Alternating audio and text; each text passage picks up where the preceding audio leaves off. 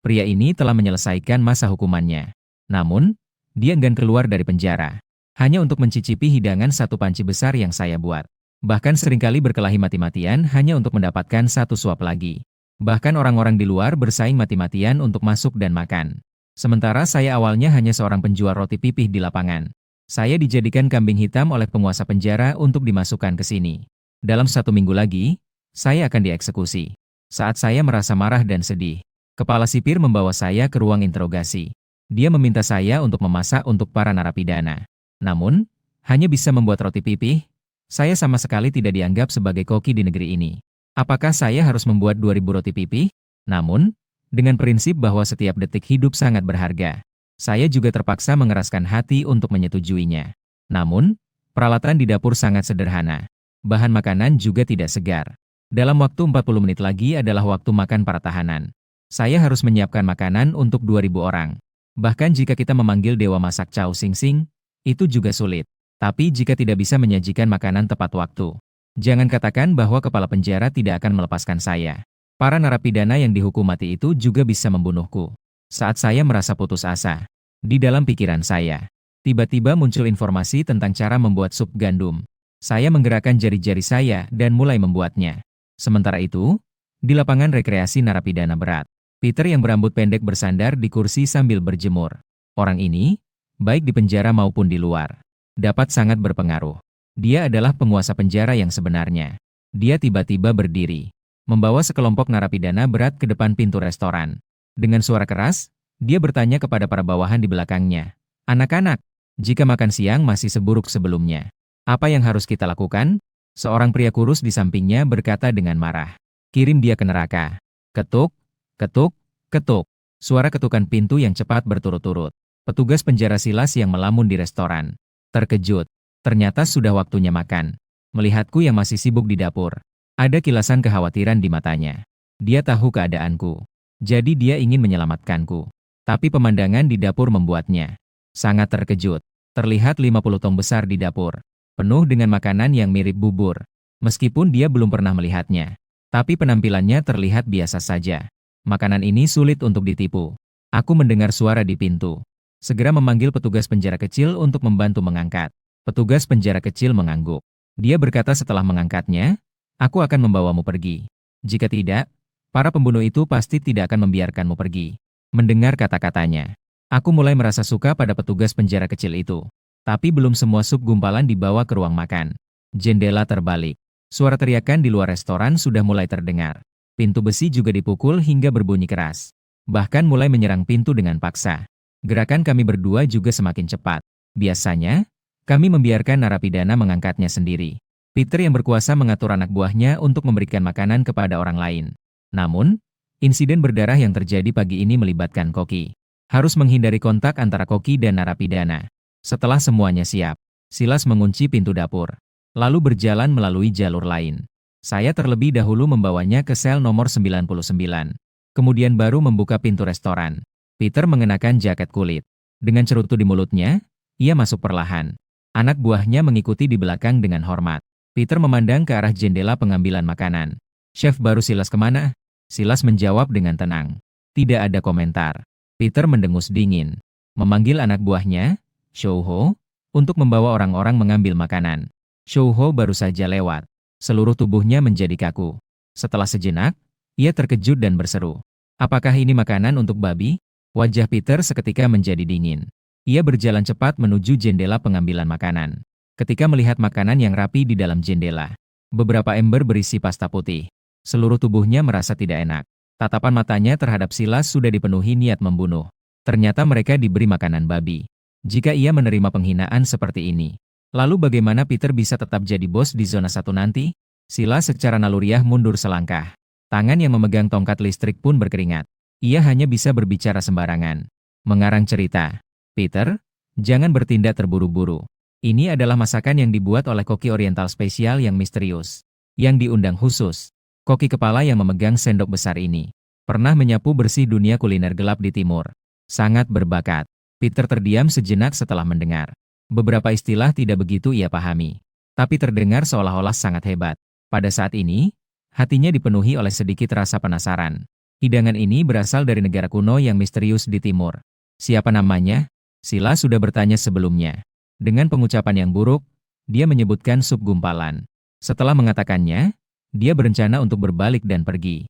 Namun, dia ditahan oleh Peter. Bro, kamu harus tetap di sini. Setelah itu, dia mengambil sendok di samping dan menyendok semangkuk. Namun, dia sendiri tidak memakannya. Sebaliknya, dia mendorongnya ke depan Shouho, anak buahnya. Shouho, kamu sudah mengikuti saya selama 2 tahun. Semangkuk sup ini akan menjadi hadiah untukmu. Wajah Shouho bergetar. Matanya penuh dengan ketidaksetujuan. Sejak awal, dia tidak pernah percaya omong kosong Silas. Tapi, kata bos tidak bisa diabaikan. Dia hanya bisa mengangkat mangkuk dan mencicipinya. Siapa sangka, di detik berikutnya, seluruh tubuhnya seperti disambar petir.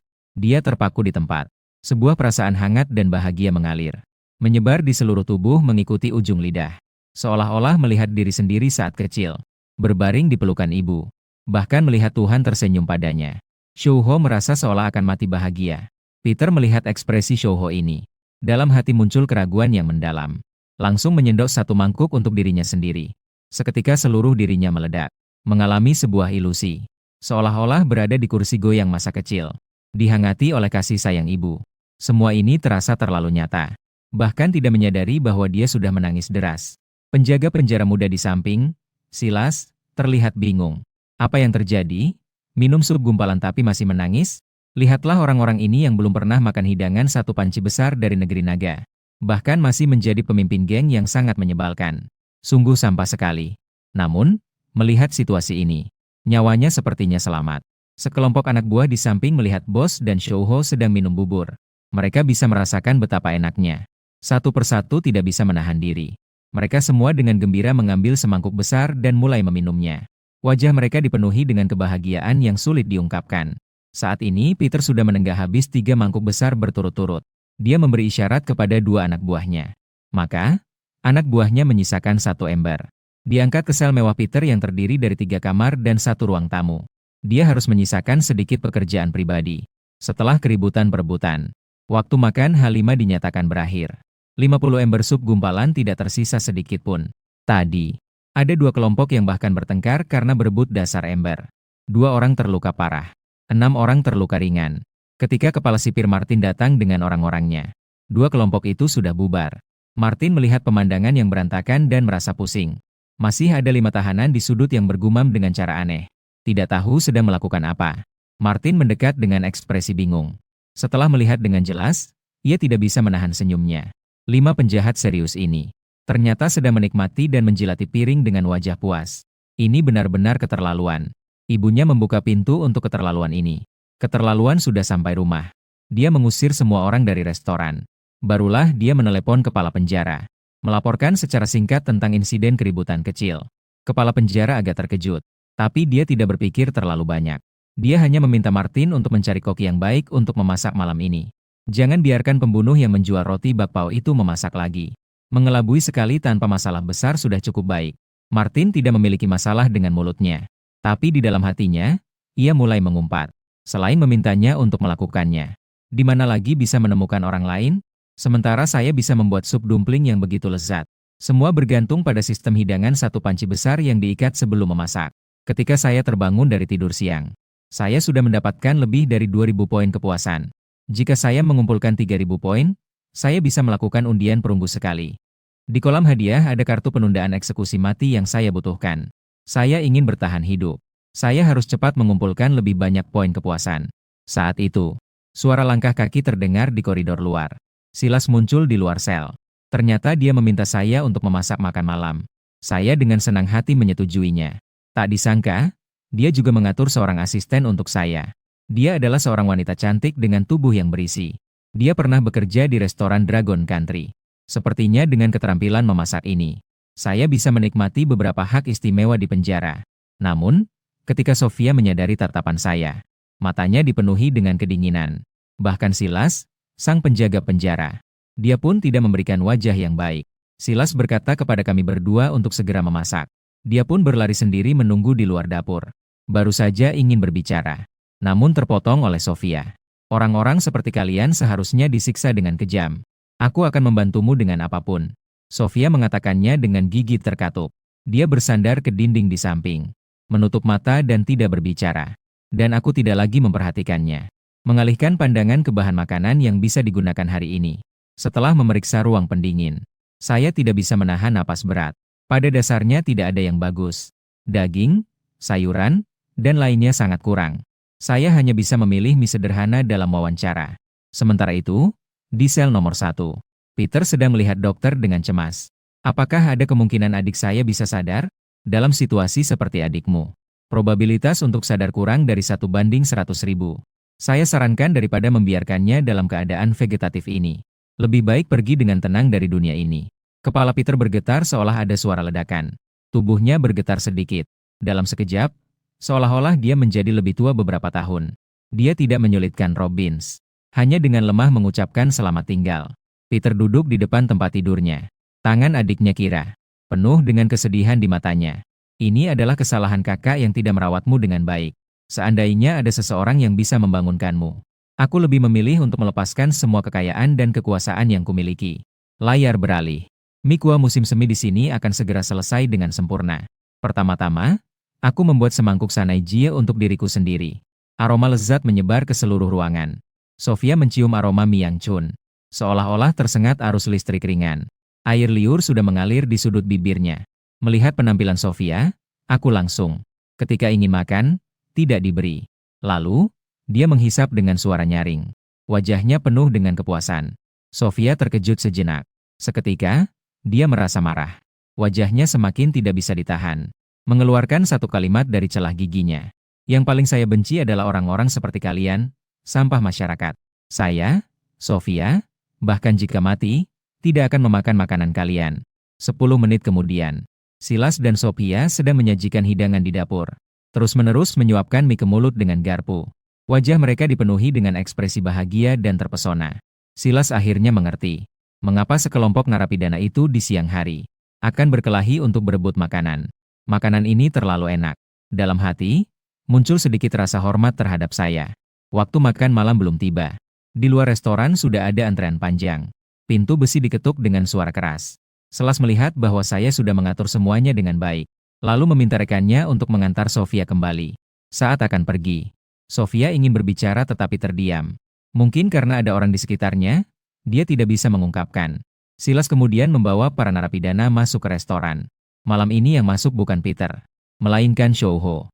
Sama seperti siang tadi, Shouho memimpin beberapa anak buahnya masuk ke jendela, memberi makan para narapidana yang mengantri panjang.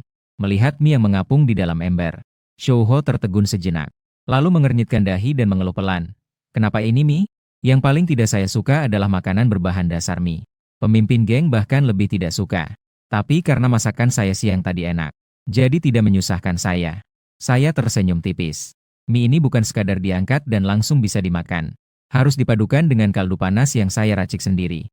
Setelah mengatakannya, saya mengangkat tangan untuk membuka tutup ember besar di samping. Dalam sekejap, aroma segar yang lezat mengikuti uap panas yang mengepul. Dari dalam ember besar, aroma itu meluap keluar. Dengan cepat menyebar ke seluruh restoran. Orang-orang yang terpapar aroma itu langsung mengeluarkan air liur. Shouho, kakak, cepat mulai sajikan hidangan satu panci besar. Saudara-saudara sudah tidak tahan lagi. Shouho tidak terburu-buru. Dia melangkah 2 langkah ke depan dan melihat. Di dalam termos tercium aroma yang menggugah selera. Setelah sedikit melamun, dia segera membungkus dan mengirimkan 5 porsi untuk bos.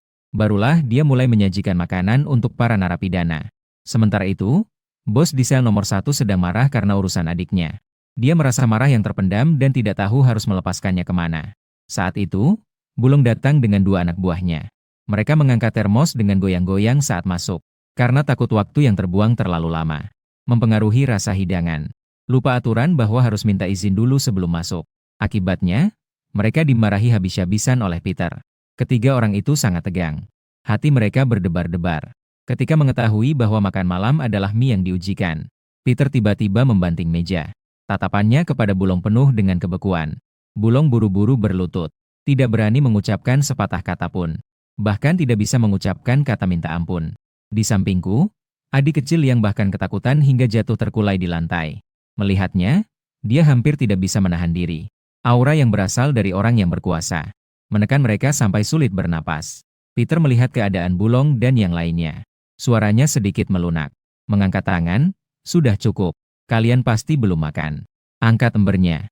Pergi ke ruangan sebelah untuk makan. Bulong kali ini benar-benar tidak bisa menahan diri. Dengan penuh rasa syukur, dia meneteskan 2 baris air mata. Dia tidak lagi banyak bicara. Memanggil Yang Xiaodi untuk mengangkat ember ke ruangan sebelah untuk makan. Membawa beberapa peralatan makan sekali pakai untuk bos. Mereka membagi rata, cukup untuk digunakan. Belum berbisik kepada keduanya. Jika diganti dengan orang lain yang melanggar aturan, hari ini mungkin akan kehilangan beberapa bagian tubuh. Tapi bos tidak tega kepada kita. Dan juga peduli bahwa mereka belum makan. Pemimpin baik seperti ini sulit ditemukan dimanapun. 2 anak buah juga mengangguk dengan kuat. Sangat setuju. Ketiga orang itu terbayang akan lezatnya Miang Chun. Ketegangan sebelumnya bahkan sedikit mereda. Segera membuka tutupnya. Seluruh ruangan dipenuhi aroma yang harum. Ketiga orang itu sudah sangat lapar. Segera makan. Peter kembali ke kamar Kira. Menjaga di samping tempat tidur. Hatinya penuh dengan kesedihan. Saat itulah Ki. Sebuah aroma lezat. Tiba-tiba, melalui celah pintu, air mengalir masuk ke dalam rumah. Membuat ekspresi Peter berubah. Barang ini sangat harum. Ini bukan itu, ini adalah aroma makanan. Dia awalnya merasa tidak lapar. Setelah mencium aroma ini, entah bagaimana, tiba-tiba merasa perutnya kosong. Tanpa alasan, muncul selera makan. Hitung. Sekarang jika pergi dan berbagi makan dengan Bulong dan yang lainnya, itu pasti sangat memalukan. Tidak, sepertinya nanti makan mie instan saja. Peter menghela napas. Seandainya tahu lebih awal, seharusnya membiarkan Bulong dan yang lainnya meletakkan makan malam di sini. Tidak perlu bermain dengan kekuasaan dan ancaman. 2 menit kemudian, Peter tidak bisa menahan diri lagi. Aroma di dalam ruangan semakin kuat. Dia teringat ada beberapa botol di ruang tamu. Memikirkan untuk makan apel sebagai camilan. Saat dia membuka pintu kamar, gelombang aroma segar menghantamnya seperti gelombang besar. Aroma unik dari makanan berbahan dasar tepung masuk ke dalam tubuhnya melalui ribuan pori, membuatnya terdiam di tempat. Tuhan, ini bau apa ini? Apakah ini aroma makanan yang lezat? Bagaimana mungkin? Kenapa saya tidak pernah menciknya sebelumnya? Dia tiba-tiba teringat kata-kata Bulong. Sepertinya ini adalah mie yang dibuat oleh koki kelas 1 dari negeri naga. Dalam hati dia tidak bisa tidak mengagumi. Tidak heran ini adalah koki dari negeri naga. Sup gumpalan yang dibuat siang tadi sudah membuat orang bertepuk tangan. Mie NGCHN di malam hari benar-benar membuat orang terkagum-kagum. Tapi sekarang dia harus pergi membagi makanan dengan Bulong dan yang lainnya. Keahliannya adalah tidak bisa menurunkan wajah itu. Setelah mengambil 2 apel dari meja kopi, Peter kembali ke kamar Kira. Baru saja duduk, tiba-tiba merasakan sepertinya ada sesuatu yang bergerak di samping lengan. Dalam sekejap ini, dia berpikir tentang kemungkinan yang mustahil. Apakah dia begitu bersemangat sampai seluruh tubuhnya bergetar? Napasnya menjadi sangat cepat. Pada saat ini, tubuhnya bahkan tidak mau mendengarkan. Agak kaku. Sedikit-sedikit menoleh melihat adiknya yang seperti tanaman. Tangan yang menangis seperti kayu. Jari-jari itu seperti kayu kering. Ternyata bergerak dengan ajaib. Gerakannya semakin jelas. Jari-jari semua bergerak. Peter meletakkan jarinya dengan lembut di telapak tangan Kira. Yang terakhir perlahan-lahan menggenggam jari Peter. Air mata Peter mengalir deras, membasahi selimut. Dengan cemas melihat wajah Kira. Namun, mata Kira masih tertutup rapat. Tidak ada tanda-tanda kesadaran. Apakah ini hanya kebahagiaan yang sia-sia lagi? Suasana hati Peter kembali jatuh ke titik terendah. Sepertinya sama seperti beberapa kali sebelumnya. Sekali lagi hanya senang yang sia-sia. Sebelumnya juga pernah terjadi beberapa kali situasi seperti ini. Akhirnya dokter memeriksa dan membuktikan itu hanya palsu. Tindakan tubuh yang tidak sadar yang bisa muncul pada orang dalam keadaan vegetatif. Tidak ada hubungannya dengan kesadaran. Peter kembali terjerumus dalam keputusasaan. Merasa tercekik. Dia perlahan-lahan bangkit. Memikirkan untuk keluar dan menghirup udara segar. Saat dia bangkit, lalu memegang jari-jarinya sendiri. Namun erat dan tidak mau melepaskan. Peter menatap Kira dengan tatapan bingung. Seketika seluruh tubuhnya terasa seperti disambar petir. Mati seketika di tempat. Terlihat mata Kira yang sedikit suram. Menatap Peter dengan lemah. Bibirnya bergerak sedikit. Sepertinya sedang mencoba berbicara. Peter cepat-cepat pulih dari keterkejutannya. Perlahan-lahan mendekati Kira. Akhirnya bisa mendengar suara Kira yang lembut seperti nyamuk. Kak, makanan apa yang enak sekali ini? Aku sangat lapar. Peter sampai menangis bahagia. Sudah 3 tahun, saudaraku. Akhirnya kamu bangun. Kira juga meneteskan air mata. Dia berkata lagi, Kak, saya sudah tidur sangat lama. Mengangguk sedikit, Segera menelepon kapten penjaga penjara, Martin. Meminta dokter untuk mengangkat telepon. Dia berkata lembut kepada adiknya. Aku sudah memanggil dokter. Kita tunggu dokter datang. Tanyakan kepada dokter apakah bisa makan mie yang sederhana itu. Tenang saja, setelah kamu merasa lebih baik. Saya mengundang koki kelas 1 dari negeri naga. Aku akan membuatkanmu pesta negeri naga. Kira mengangguk pelan. Peter menatap keluar jendela. Tatapannya dalam. Membuat orang tidak bisa mengerti apa yang dipikirkannya. Suara yang hampir tidak terdengar berbisik, teman. Namamu Suven, kan? Memang benar. Ini membuatku, Peter, berhutang budi besar padamu. Saat itu, Bulong yang sedang makan di ruangan. Mereka mendengar suara dari ruangan ini. Segera berlari ke sini.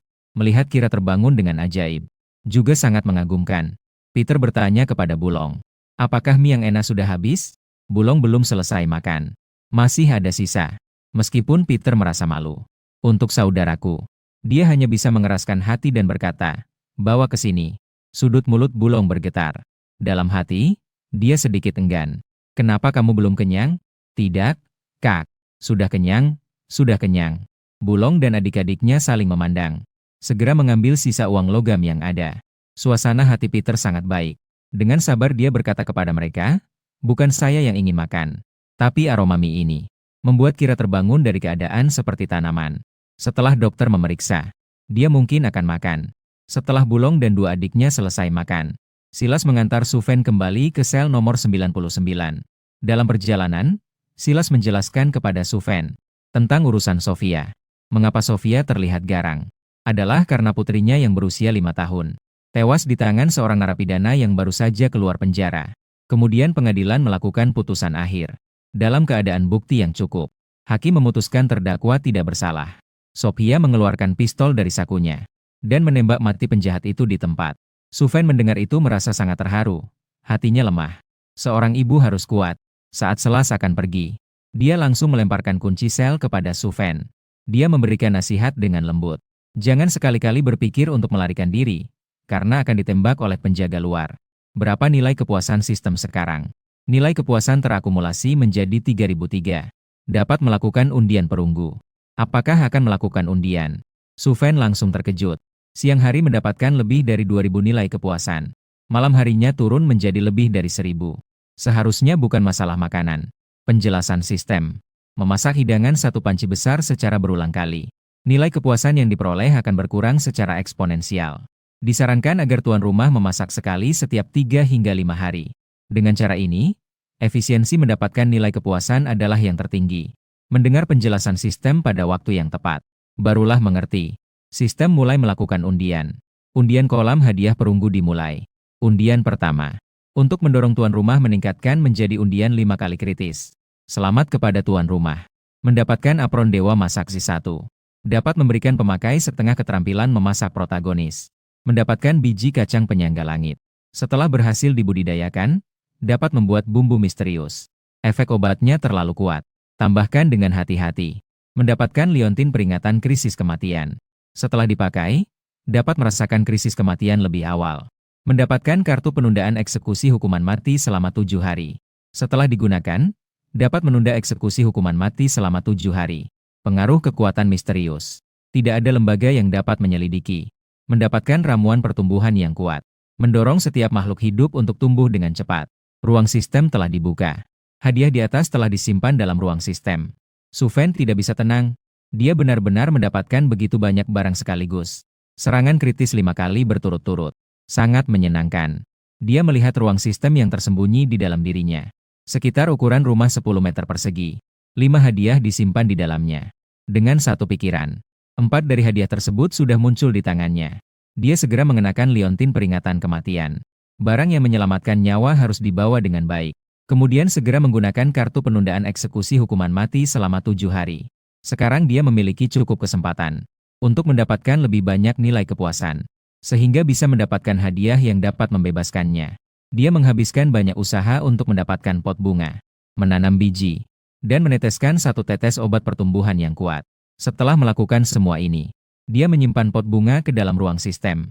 Ruang sistem dapat menyimpan tanaman, namun tidak dapat menyimpan hewan. Salah satu dari 5 keluarga besar Bloodhand, keluarga Henry, di dalam kantor yang sedikit redup. Tubuh montok Henry Beale. Bersandar di sofa impor Italia yang lembut. Pelukan kiri dan kanan. Tangan besar mengusap dengan sembarangan. Di belakang berdiri dua orang yang mengenakan setelan jas hitam. Anak buah yang mengenakan kacamata hitam. Saat itu, ponsel tiba-tiba menerima pesan. Bill mengernyitkan dahi. Membuka dan melihat. Pupilnya menyusut dengan cepat. Penundaan eksekusi telah diperiksa. Tidak tahu siapa yang memimpin ini. Bill melemparkan ponselnya ke tanah. Dengan marah dia berteriak bahwa mereka semua sampah. Bahkan hal yang begitu sederhana pun tidak bisa mereka lakukan. Harusnya dikirim ke 11 negara untuk dipotong. Pekerja bersenang-senang. Sedikit mereda. Bill berkata kepada orang-orang di sekitarnya, "Jack, hubungi penjahat yang melarikan diri dari penjara Fox. Mereka bekerja untuk uang. Dalam 6 hari, orang yang menjual kue kaleng itu harus mati." Sisi lain, bagi Peter, ini adalah malam tanpa tidur. Adik kira telah menjadi orang vegetatif selama 3 tahun dan akhirnya terbangun. Ini membuat dokter terkejut. Langsung berteriak, "Tidak mungkin." Kemudian setelah konsultasi dengan 3 ahli, mereka langsung menyatakan, ini adalah keajaiban yang tidak dapat diulang dalam sejarah kedokteran. Ketika dokter mengetahui, pasien ini, saya dibangunkan oleh aroma masakan misterius dari negara naga. Mereka bahkan terdiam secara kolektif. Sambil terus berteriak, "Tidak mungkin." Peter menggunakan koneksinya. Mengirim adiknya semalaman ke rumah sakit terbaik di seluruh Illinois untuk menjalani perawatan pemulihan. Saat akan pergi, atas permintaan kuat adiknya, Peter membawa termos yang berisi sedikit mie kuah hangat. Bersama-sama dibawa pergi. Tindakan ini membuat ambulans yang datang untuk menjemput sangat terkejut. Untuk apa membawa termos sebesar ini? Rumah sakit bukan tempat yang tidak ada makanan. Keesokan harinya, Sufjan sudah tiba di dapur restoran sebelum fajar. Saat itu, Silas baru tiba bersama Sofia. Sofia terlihat baik-baik saja. Tatapan itu sedikit menghindar saat melihat Sufjan. Hari ini, dia sedikit berdandan. Hidungnya mancung. Bibir merahnya menggoda. Di bawahnya, celana pendek jeans. Atasan dipadukan dengan tank top hitam yang sejuk. Tubuhnya yang berisi selalu membuat orang kehausan. Jantung berdebar kencang. Lebih menarik dibandingkan kemarin. Buka borgol untuk Sofia. Selas pergi dari dapur seperti biasa. Sufjan tidak menghiraukan Sofia.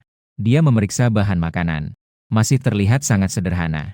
Setelah menghela napas, meminta sistem untuk memindai bahan makanan. Alat pemindai.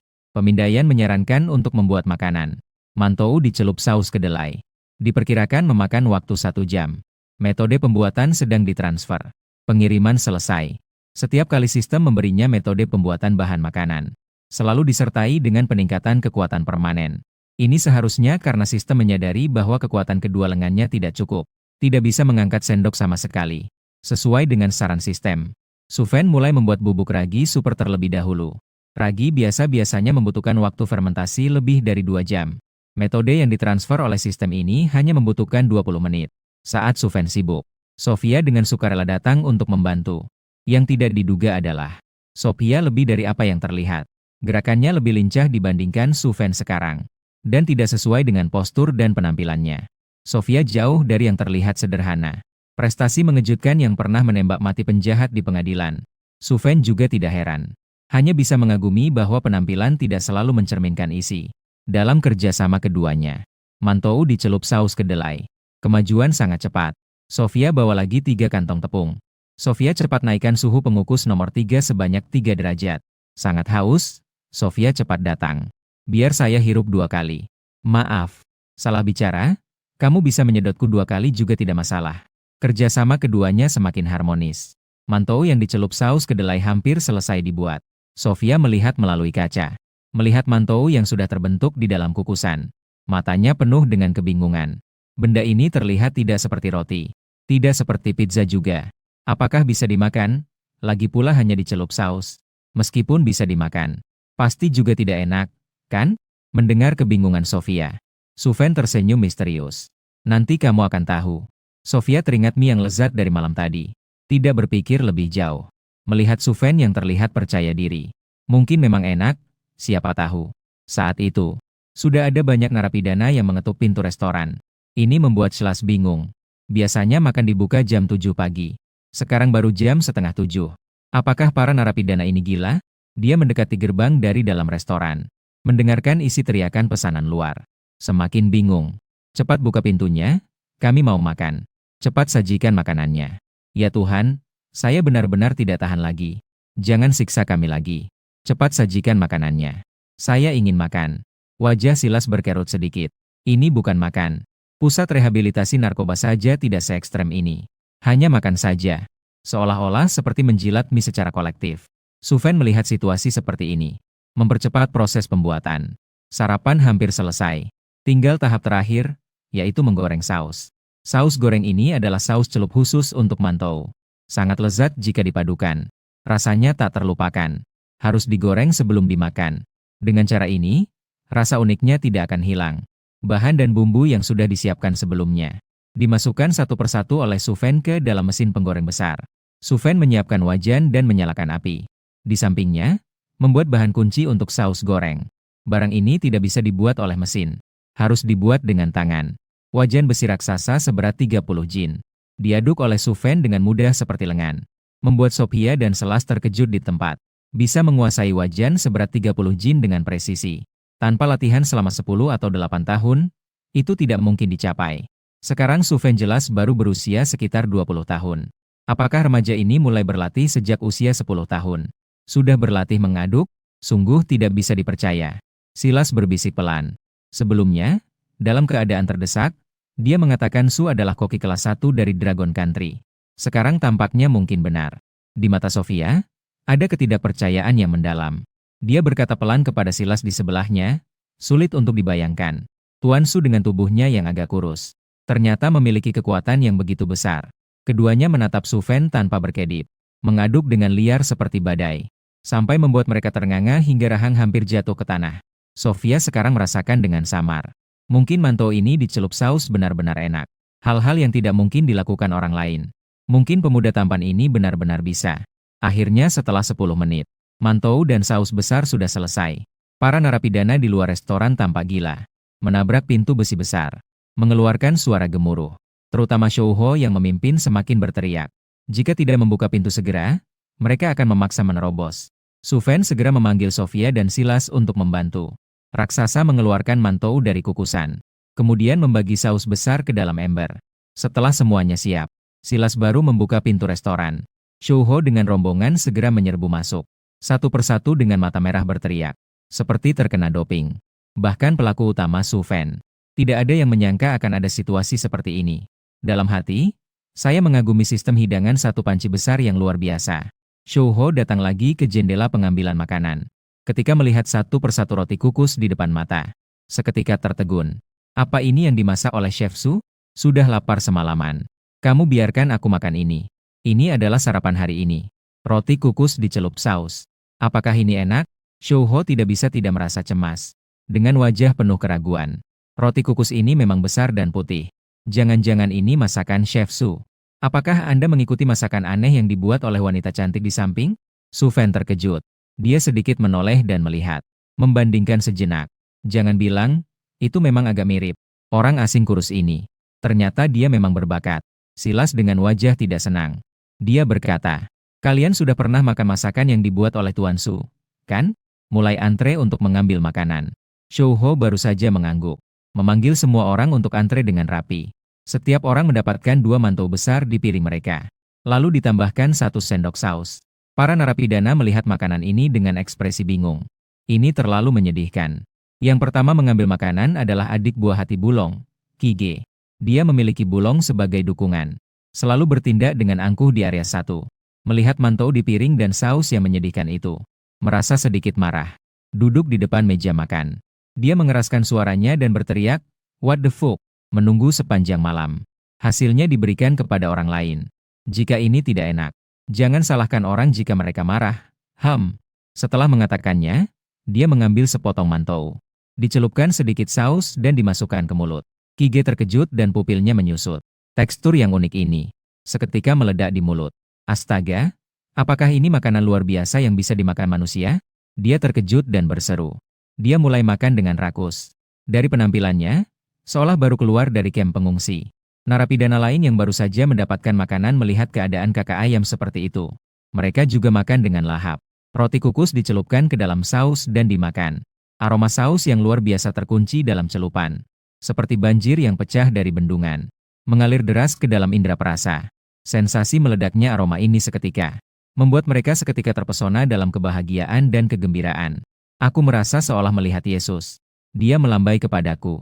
Pada saat ini, kakak ayam sepenuhnya terjebak dalam kelezatan makanan yang luar biasa ini. Seluruh restoran dipenuhi suara pujian. Ibu saya tidak pernah makan makanan yang sana ini. Ternyata dia adalah koki kelas 1 dari negeri naga. Jauh lebih baik daripada yang setengah-setengah sebelumnya. Sekarang setiap hari tidak melakukan hal lain. Hanya memikirkan tentang makan. Saya sudah tidak ingin keluar dari penjara. Bahkan Yesus pun tidak bisa membawa saya pergi. Untuk apa keluar dari penjara? Apa bisa makan makanan enak seperti ini setelah keluar? Bahkan jika dipaksa, saya tidak akan keluar. Sofia mendengar kata-kata ini. Pandangannya hancur berkeping-keping. Mata cantiknya memandang Suven. Terpesona. Saat ini, Suven seolah-olah menjadi sosok yang agung dalam hatinya. Mantou dicelup saus membuat narapidana terpesona seperti ini. Sangat mengagumkan. Ini bahkan lebih ajaib daripada mie yang saya makan kemarin. Memikirkan bahwa saya tadi masih meragukan mantou celup saus Suven. Tidak bisa tidak merasa malu. Suven selalu bisa membawa keajaiban. Dia tertarik pada pemuda tampan ini. Menjadi sangat tertarik. Silas sangat ingin segera mencicipi hidangan lezat ini. Tapi statusnya istimewa. Tidak pantas di depan narapidana. Hanya bisa menelan air liur diam-diam. Bulong sama seperti malam tadi. Setelah mengisi sebuah termos. Dengan semangat, ia keluar dari restoran bersama 2 anak buahnya. Meskipun Peter tidak datang untuk makan pagi ini. Dan tidak memberitahu orang untuk membawakan makanan. Namun kesempatan untuk tampil di depan bos seperti ini. Bagaimana bisa dilewatkan? Sarapan berlangsung selama lebih dari setengah jam. Para pengunjung menggunakan mantou untuk menggosok saus besar di piring hingga bersih seperti baru. Tidak ada yang terbuang sama sekali. Sejak Suven mulai memimpin di dapur, pekerjaan mencuci peralatan makan menjadi jauh lebih mudah. Setiap hari adalah tindakan piring bersih yang sangat sadar. Tidak ada limbah. Setelah para pengunjung kenyang, mereka pergi berkelompok kokom. Di restoran hanya tersisa Chicken Brother seorang diri. Dia sangat menikmati makanannya hari ini. Kakak Ji merapikan rambutnya di pelipis. Ia membawa nampan ke jendela pengambilan makanan. Saat itu, orang yang melayani di jendela sudah digantikan oleh Sofia. Cantik, tolong berikan saya 2 mantou lagi. 1 sendok saus besar. Sofia melirik ke kotak pendingin kosong di belakangnya. Wajahnya tampak sedikit canggung. Mantou sudah habis. Dan kamu sudah mengulang mengambil makanan sebanyak 4 kali. Memastikan masih bisa makan lagi. Ji mengejek dingin. Jangan berpura-pura. Dapur kalian selalu suka menyisakan sedikit untuk diri sendiri saat memasak. Segera keluarkan. Jangan paksa saya untuk mengeluarkan. Benar-benar sudah habis. Jika kamu tidak percaya, saya juga tidak bisa berbuat apa-apa. Sofia dengan tegas menyilangkan tangan dan tidak lagi mengacuhkannya. Kiga menatap dengan marah. Tiba-tiba mengambil nampan dan melemparkannya. Sofia mengejek dingin. Sedikit miring. Menghindar dengan santai. Nampan itu berbenturan dengan dinding belakang dengan keras. Mengeluarkan suara keras. Berani-beraninya kamu menghindar. Kiga semakin marah. Dengan semangat yang menggebu, ia masuk melalui pintu samping. Berlari masuk ke ruangan jendela pengambilan makanan. Ketika melihat wajah Sofia dan tubuhnya yang sempurna, dia terkejut dan masuk. Selama bertahun-tahun, belum pernah melihat gadis secantik ini. Gadis kecil itu, si Kiga, telah berubah pikiran. Tidak makan mantou yang asli. Makan mantou palsu pasti bisa, kan? Setelah mengatakannya, seseorang melompat maju. Tanpa menunggu Sofia menghindar. Dari belakang terdengar suara angin yang kencang. Seketika, sebuah panci besar hitam meluncur keluar dari dapur. Dengan suara dentuman, panci itu menghantam wajah Kiga. Suven dan Silas baru saja membersihkan dapur. Mereka baru keluar setelah mendengar keributan. Melihat ada narapidana yang membuat keributan. Dalam keadaan darurat, dia mengambil wajan dan melemparkannya. Wajan besi seberat 30 kg menghantam wajahnya. Seketika membuat Kiga pusing dan bingung. Tidak bisa berdiri dengan stabil. Sial, sial, sial, Kiga sangat marah. Namun, dia takut dengan kekuatan menakutkan Suven. Tidak berani maju. Bisa melempar panci sebesar itu. Seberapa besar usaha yang diperlukan ini? Chicken Brother secara naluri mundur 2 langkah. Sambil menunjuk Suven berkata, hanya seorang yang memasak. Berani sekali memukul orang lain. Kamu juga tidak bertanya-tanya. Siapa yang berani mengganggu saya di zona kompetisi? Kalian tunggu saja. Setelah mengatakannya, Chicken Brother menutupi setengah wajahnya yang terkena panci besi. Dengan terburu-buru berjalan keluar restoran. Silas berkata dengan suara pelan. Kecenderungan Chicken Brother ini sangat khusus. Menyukai baik pria maupun wanita. Jaringan hubungan di penjara area kompetisi sangat rumit. Terutama hubungannya dengan Bulong sangat luar biasa. Sepertinya dia pergi mencari Bulong. Dia sangat ingin memanfaatkan posisinya untuk campur tangan. Namun penjara ini memiliki aturan tidak tertulis. Tugas para petugas penjara mereka adalah untuk menjaga sistem dasar penjara. Konflik internal antara narapidana adalah urusan mereka sendiri. Para petugas penjara tidak boleh campur tangan. Namun Silas tetap mengeraskan hati dan berkata, "Tunggu sebentar, Bulong akan datang. Biarkan saya bernegosiasi dengannya." Suven mengenang kembali. Bulong pasti adalah pria berotot itu. Sofia dengan lembut menarik ujung baju Suven. Dengan wajah penuh penyesalan. "Ini semua karena aku. Biarkan aku menyelesaikannya nanti." Suven baru saja ingin berbicara. Namun, pintu restoran tiba-tiba terbuka. Ternyata Bulong datang dengan 2 anak buah. Mereka berjalan cepat masuk. Dengan ekspresi yang terburu-buru. Sepertinya ada sesuatu yang terjadi. Tepat saat itu, mereka bertemu dengan Kige yang baru saja akan keluar. Melihat Bulong, Kige merasa matanya memerah. Hampir menangis. Matanya penuh dengan rasa tidak adil. Seperti istri kecil yang merasa tertekan. "Koki sialan itu milik Longge.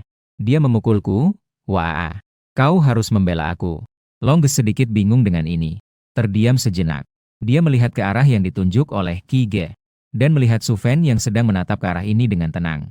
Guk, Bulong menelan air liur. Sudut bibirnya bergerak-gerak. Ia mengangkat tangan dan menampar wajah Kige dengan keras.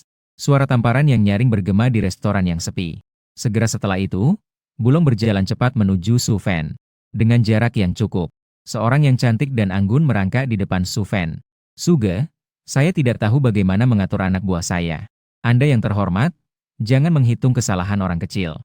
Ampuni saya kali ini, ya?" Dalam sekejap, udara di seluruh restoran seolah membeku. Tidak ada yang mengeluarkan suara sedikit pun. Semua orang terdiam. Kige di dekat sana menatap dengan mata terbelalak seperti bel berbentuk unta. Rahangnya hampir jatuh ke tanah. Tubuhnya terkunci kaku di tempat semula. Dia benar-benar bingung. Liang Silas bahkan lebih terkejut. Makhluk buas berbentuk manusia. Bulong melihat Suven seperti tikus melihat kucing. Tidak bisa membayangkan ini bisa jadi kenyataan. Bekerja di penjara selama bertahun-tahun. Pertama kali melihat ekspresi Bulong seperti ini. Wajah cantik Sofia dipenuhi dengan keterkejutan. Dan di matanya juga terdapat sedikit kegembiraan. Seolah-olah menemukan harta yang sangat berharga. Matanya bersinar dengan cahaya emas. Suven mengangkat alisnya sedikit. Dengan suara lembut ia bertanya, "Apakah kita saling mengenal?" Bulong menunjukkan senyuman yang menjilat. "Bos sudah bilang, nanti jika bertemu Anda, akan seperti bertemu bos. Kenapa Anda sudah tahu alasan spesifiknya di masa lalu? Bos meminta saya untuk mengundang Anda ke sini." Setelah Bulong selesai berbicara, mereka menunggu dengan hormat untuk Suven berbicara. Tidak ada sedikit pun ketidaksabaran. Suven berpikir sejenak. Dia kemudian membiarkan Bulong memimpin jalan. Sofia agak khawatir. Lagi pula, mereka akan bertemu dengan bos sebenarnya di area ini. Mendekati orang seperti itu terlalu berbahaya. Suven membuat Sofia merasa tenang. Dia seharusnya tidak akan mengalami masalah. Karena liontin itu tidak mengeluarkan peringatan apapun. Dia pergi ke kamar 001 bersama Bulong. Suven merasa tercengang. Sungguh, ada orang yang bisa hidup lebih nyaman di penjara daripada di luar. 3 kamar dan 1 ruang tamu. Lebih besar daripada apartemen kecil 60 meter persegi yang pernah dihuni Suven. Jauh lebih baik. Di dalamnya terdapat berbagai peralatan listrik dan fasilitas rumah tangga yang lengkap. Ketika mereka pergi ke kamar 001, Sofia dibawa kembali ke penjara area 1 oleh Silas. Saat mereka akan keluar dari lorong, mereka mendengar ada narapidana yang sedang bertengkar. Dia berhenti sejenak dan bertanya kepada Silas apa yang terjadi. Silas mengernyitkan dahi. Bersama dengan Sofia, mereka sedikit mendekat ke arah suara yang datang. Barulah mereka mendengar seorang narapidana berteriak, "Saya tidak akan dibebaskan dari penjara. Meskipun aku bebas setelah masa tahanan selesai, aku tetap tidak mau keluar. Di luar mana ada makanan penjara sana ini? Hanya orang bodoh yang keluar. Ayo, kalau berani bunuh aku." Mendengar suara makian ini, Sofia dan Silas saling memandang. Mata mereka penuh dengan rasa terkejut. Dia benar-benar gila saat itu. Kembali ke sel nomor 99. Su Fn membawa sekumpulan makanan ringan yang diberikan oleh BD dan berbagai barang langka di penjara. Dia terlebih dahulu memeriksa panel pribadi dan melihat namanya. Suven. Usia 20, kekuatan 100 kg, tingkat koki, magang. Nilai kepuasan 152.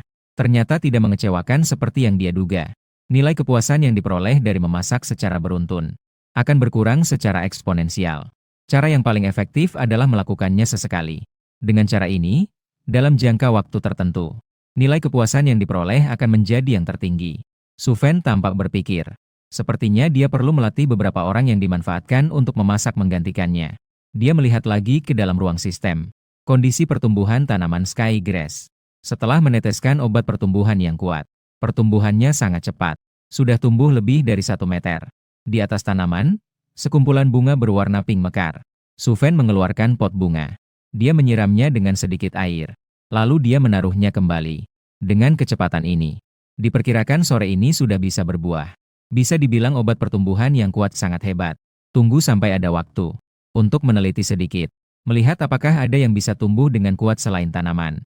Apakah benda lain bisa tumbuh dengan kuat. Penjara Fox River Blok B. Avila mengenakan jaket dan celana kulit. Di tangannya memegang cambuk kecil. Wajahnya seperti embun beku. Tatapannya dingin. Di daerah ini, mencacinya adalah seperti menyebutnya raja tanpa mahkota. Siapapun harus mendengarkan perintahnya. Dengan suara keras, cambuk menyentuh tubuh pria paruh baya di depannya. Pihak yang lain merasakan sakit hingga matanya melotot. Namun, dia tidak berani mengeluarkan sepatah kata pun. Aturan penjara. Setiap daerah tidak boleh berkomunikasi secara pribadi.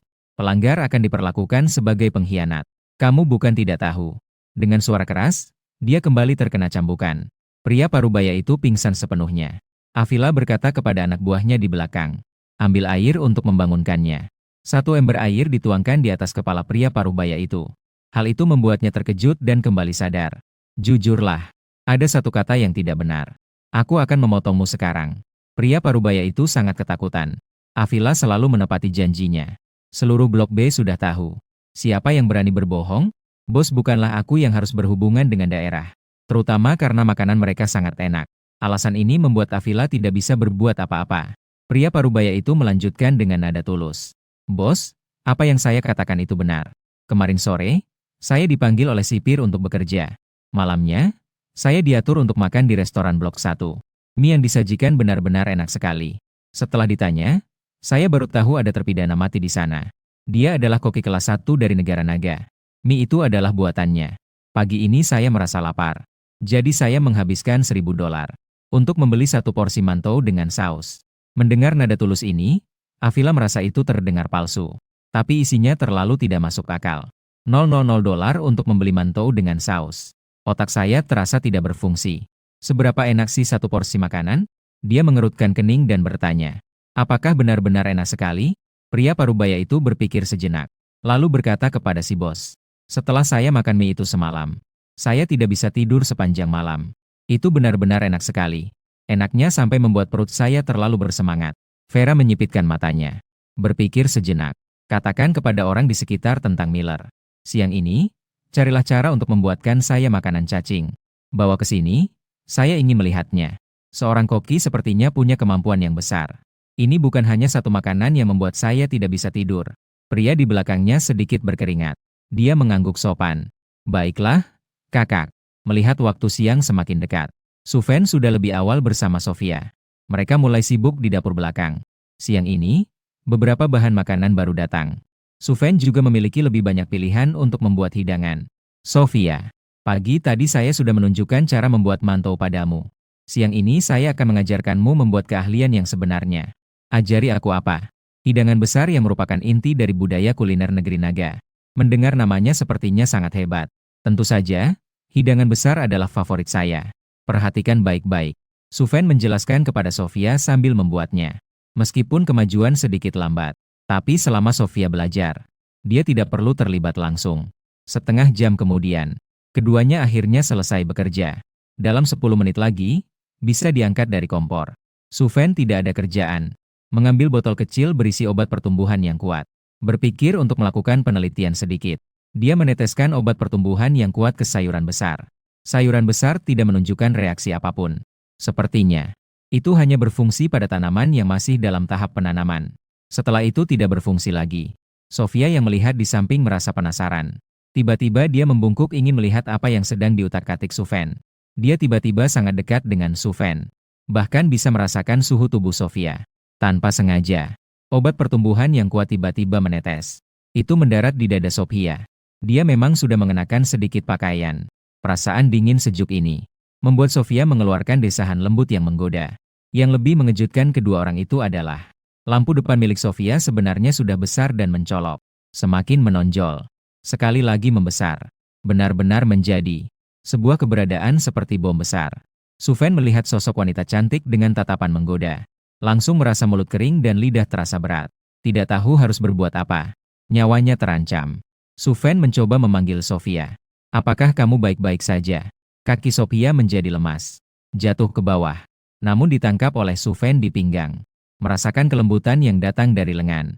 Dan juga tatapan mata Sophia yang penuh mihok itu. Jantung Suven berdetak kencang.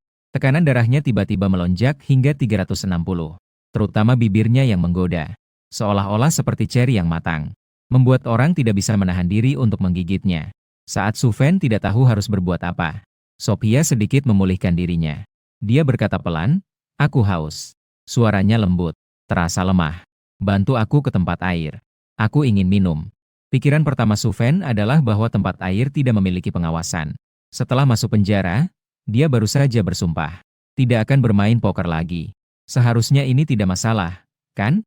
Kunci tidak mungkin ada saat itu. Tidak, tidak bisa seperti itu. Tepat saat Suven masih ragu-ragu, terdengar suara ketukan bertubi-tubi di luar restoran. Ini adalah para narapidana yang mendesak untuk makan. Suven membantu Sophia duduk di meja di sebelah, membuat punggungnya bersandar di dinding. Kemudian mengambil sedikit air hangat untuk Sophia minum. Mata Sophia perlahan menjadi jernih. Tubuhnya juga mulai bertenaga. Efek samping dari obat pertumbuhan super ini berlangsung sangat singkat. Sophia menghela napas panjang. Wajahnya memerah. Dia melirik pintu restoran yang diketuk keras oleh para narapidana. Mendekat ke telinga Suven. Dengan ragu-ragu ia berkata, "Sekarang tidak bisa." Suven mencubit sedikit ujung hidung Sophia.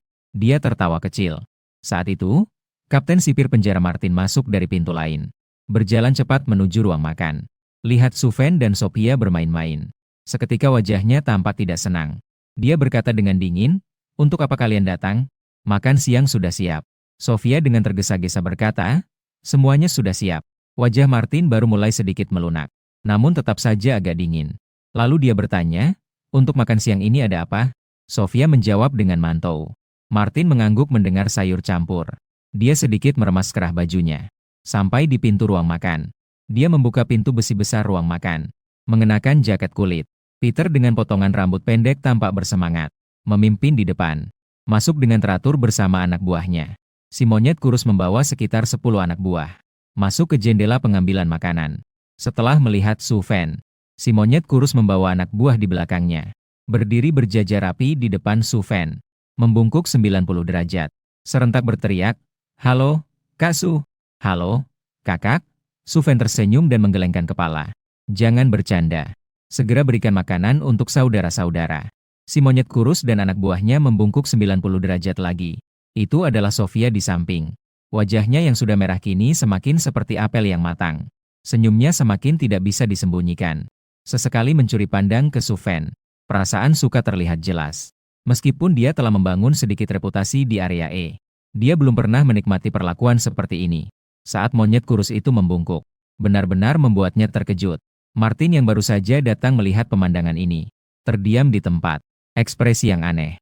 Tatapannya sedikit kosong. Wajahnya penuh dengan keterkejutan. Dia menunjuk ke Suven. Dia terbata-bata dan tidak bisa berkata-kata. Monyet kurus melihat Suven ditunjuk dengan santai. Dengan nada sinis, Kapten Martin berkata, "Lepaskan jarimu. Kau juga tidak ingin keluargamu mengalami masalah, kan?" Dihadapkan dengan provokasi dari narapidana. Wajah Martin berubah drastis. Wajahnya berganti antara pucat dan kemerahan. Namun dia tidak bisa mengeluarkan sepatah kata pun. Saat itu, dia tiba-tiba mengerti.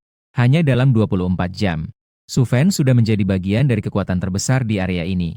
Peter berdiri tidak jauh dari situ. Pandangannya tidak pernah berpaling. Jelas ini adalah persetujuannya. Suven. Dia jelas sudah menjadi sosok yang diperhitungkan di area ini. Martin menghela napas. Dengan wajah lesu, dia keluar dari kantin. Pembagian makanan dimulai seperti biasa. Ketika melihat makan siang adalah mantou. Para teman narapidana semua bersuka cita. Mantou yang besar dan putih. Lebih harum daripada apapun. Mengenai masakan campur besar. Begitu diangkat keluar, langsung membuat teman-teman narapidana terpesona. Dengan mata berbinar-binar. Paling suka makan mantou. Roti dan sejenisnya benar-benar sampah. Keterampilan Kakak Su benar-benar luar biasa. Setelah makan makanan Kakak Su, saya bahkan tidak ingin keluar dari penjara. Di luar lembut, di dalam wangi. Mendengar pujian dari teman-teman narapidana, Suven merasa tiba-tiba memiliki sedikit rasa pencapaian. Terkadang orang-orang ini juga cukup menggemaskan. Di area B, Avila mengenakan pakaian kulit dari atas sampai bawah. Tubuhnya yang menawan berpadu dengan sifat liar. Seperti seekor leopard betina di hutan. Di depannya ada 2 nampan. Di sebelah kiri terdapat 4 potong roti putih yang kering. Dan 2 sosis panggang. Serta 1 sendok kentang tumbuk. Sedangkan nampan sebelah berisi beberapa sayuran rebus. Dan 2 mantou besar. Miller mengenakan jas yang rapi. Mengangguk sedikit dan berkata, "Kakak, begitulah barang-barangnya. Silakan Anda coba ini." Mencium aroma yang datang dari piring di sebelah kanan. Avila segera tidak ragu lagi. Mengambil sedikit stew yang harum dan memasukkannya ke mulut. Sambil Avila mengunyah perlahan. Rasa yang lembut dan kaya menyebar dari ujung lidah ke otak. Rasa yang luar biasa ini. Dalam sekejap, hampir membuat kepalanya terangkat. Tangan yang memegang garpu sedikit bergetar. Dalam momen ini seolah kehilangan kemampuan berbicara. Lidah sama sekali mengabaikan perintah otak. Hanya fokus merasakan kelezatan yang luar biasa di mulut. 2 baris air mata hangat mengalir dari sudut mata Sevilha. Membuat Miller di sampingnya tertegun. "Kakak, apakah Anda baik-baik saja? Apakah kelompok MD itu meracuni?" Miller melihat bosnya agak tidak normal. Mencoba menebak sembarangan. Avila melambaikan tangan. Jangan biarkan Miller berpikir yang aneh-aneh. Dia sendiri dengan rakus menelan mantou. Wajahnya berseri-seri saat melihat hidangan rebusan. Raut wajahnya menunjukkan kepuasan. 2 mantou besar telah habis. Hidangan rebusan juga sudah habis. "Apakah masih ada, Miller?" "Aku masih ingin makan." "Sudah habis, jadi bawa 1 porsi ini. Ini juga menghabiskan banyak uang." Kalau begitu tidak ada pilihan lain. Blok A ternyata memiliki koki yang sangat hebat. Namun, kita di Blok B tidak punya. Jika terus begini, semua orang pasti berpikir untuk pindah ke area A. Kita di Blok B benar-benar selesai. Avila tiba-tiba menatap Miller dengan tatapan tajam. Dia berkata dengan suara dingin untuk memberitahu saudara-saudara. Saat santai di sore hari, kita harus meramaikan suasana. Setelah makan siang selesai, Suven kembali ke sel nomor 99. Nilai kepuasan yang didapat kali ini bahkan lebih sedikit. Untungnya, sudah mengajarkan Sofia. Langkah-langkah membuat mantou dan hidangan rebusan besar. Nanti berikan apron koki kepada Sofia untuk digunakan. Sofia akan bisa mendapatkan setengah dari keahlian memasaknya. Sebagian besar waktu, Sofia yang memasak sudah cukup. Dia hanya perlu memasak sesekali. Sehingga dapat dengan efisien mengumpulkan nilai kepuasan. Suven mengeluarkan sebatang rumput langit dan merapikannya. Saat itu, sekumpulan bunga itu sudah menghilang. Yang menggantikannya adalah buah-buahan berkulit hijau sebesar kepalan tangan. Dari buah tersebut, terdapat aroma aneh yang memikat dan mengguncang jiwa yang tercium keluar. Suven hanya mencium sedikit. Dia langsung tampak sedikit bingung. Barang bagus. Sepertinya dalam 1 atau 2 jam lagi, buah itu akan matang. Pasti akan memiliki efek yang luar biasa. Kantor Kepala Penjara Foxworth. Herman bersandar di kursi eksekutif yang besar. Meletakkan cangkir kopi dengan mantap. Kemudian membalik halaman buku di meja. Dengan wajah penuh kepuasan. Buku yang dia baca adalah novel urban terbaru yang diterbitkan oleh Negara Naga. Buku dengan imajinasi yang liar. Dewa Dapur Penjara. Herman semakin terpesona.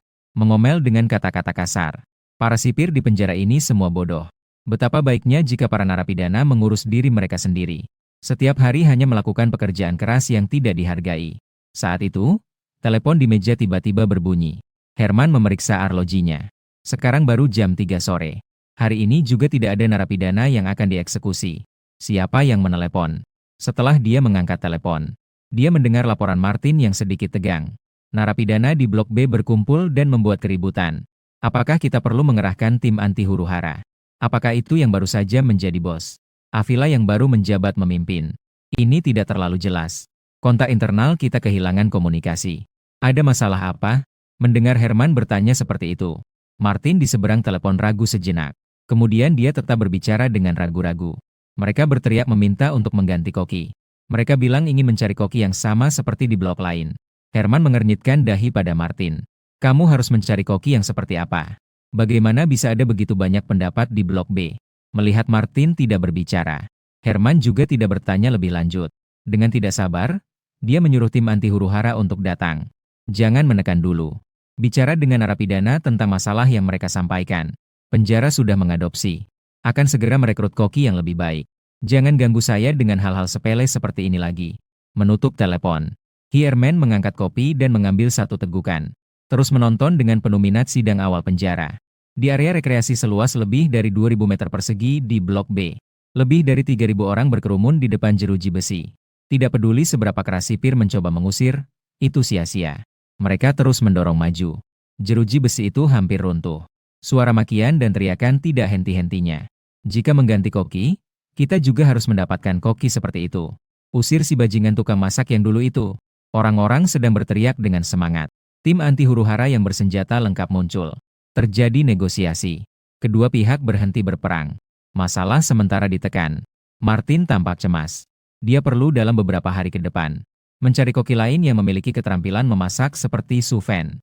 Bukankah ini mempermalukan orang yang jujur? Koki bintang 5 di luar sana itu. Siapa yang mau datang ke penjara untuk memasak untuk para narapidana? Su Fen sepanjang sore selalu mempelajari buah pilar langit di sel. Benda ini memiliki aroma yang unik, menggetarkan jiwa. Pasti bukan barang biasa. Setelah Su Fen memindai dengan sistem, mendapatkan metode penggunaannya. Nama buah yang menjulang tinggi. Kualitas biasa. Dapat digunakan untuk membuat selai. Efeknya meningkatkan kemampuan pria. Metode pembuatan sedang ditransfer.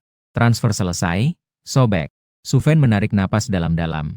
Efek yang sangat kuat. Dia benar-benar tertarik sekarang. Saat ini, Su Fen pada dasarnya bisa bertindak sesuka hati di seluruh area pelatihan. Berjalan-jalan asal jangan kabur dari penjara. Jangan melanggar aturan. Yang lainnya sangat mudah. Satu sore waktu. Dia sudah selesai membuat selai, dan menamakannya selai hari cerah. Setelah membuat selai, benih yang tersisa, dia mencari 5 pot bunga lagi untuk ditanam. Juga menambahkan obat pertumbuhan yang kuat. Melihat waktu, saatnya untuk memasak makan malam. Su Fen memasukkan botol selai yang baru dibuat ke dalam saku celananya. Mengeluarkan apron koki. Berjalan cepat menuju dapur restoran. Sofia dan seorang gadis lain sudah menunggu di sana. Gadis itu memiliki rambut pendek berwarna emas dan mata besar yang berbinar. Fitur wajahnya halus. Kulitnya lembut dan segar. Mengenakan rok mini gaya Jepang. Tampaknya sekitar 18 tahun.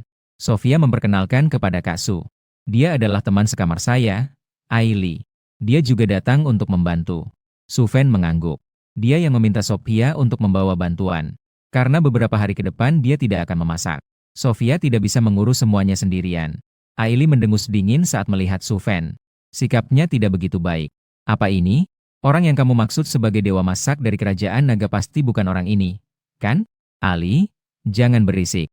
Kak Su, keterampilan memasaknya benar-benar luar biasa. Percayalah padaku sekali ini. HMPH, sudah jelas dia adalah perjaka aneh. Aku tidak ingin membuang waktu dengan kalian. Setelah Ali selesai berbicara, dengan wajah angkuh, dia bersiap untuk pergi. Namun, dia ditangkap oleh Su Fen dengan kerah bajunya. Diangkat seperti anak ayam. Jangan, lepaskan aku, hantu perawan psikopat. Lepaskan aku, lepaskan aku. Ali berteriak, sambil mengayunkan kaki halusnya. Namun, Su Fen tetap tidak berniat untuk melepaskannya. Bahkan Sofia tidak membela Ali. Ali melihat bahwa Su Fen sangat kuat dan akan mengalami kesulitan. Akhirnya tidak lagi keras kepala. Saya salah, cepat turunkan saya. Saya benar-benar salah. Tolong turunkan saya. Bunyi bip bip bip. Su Fen segera menurunkan orang ini.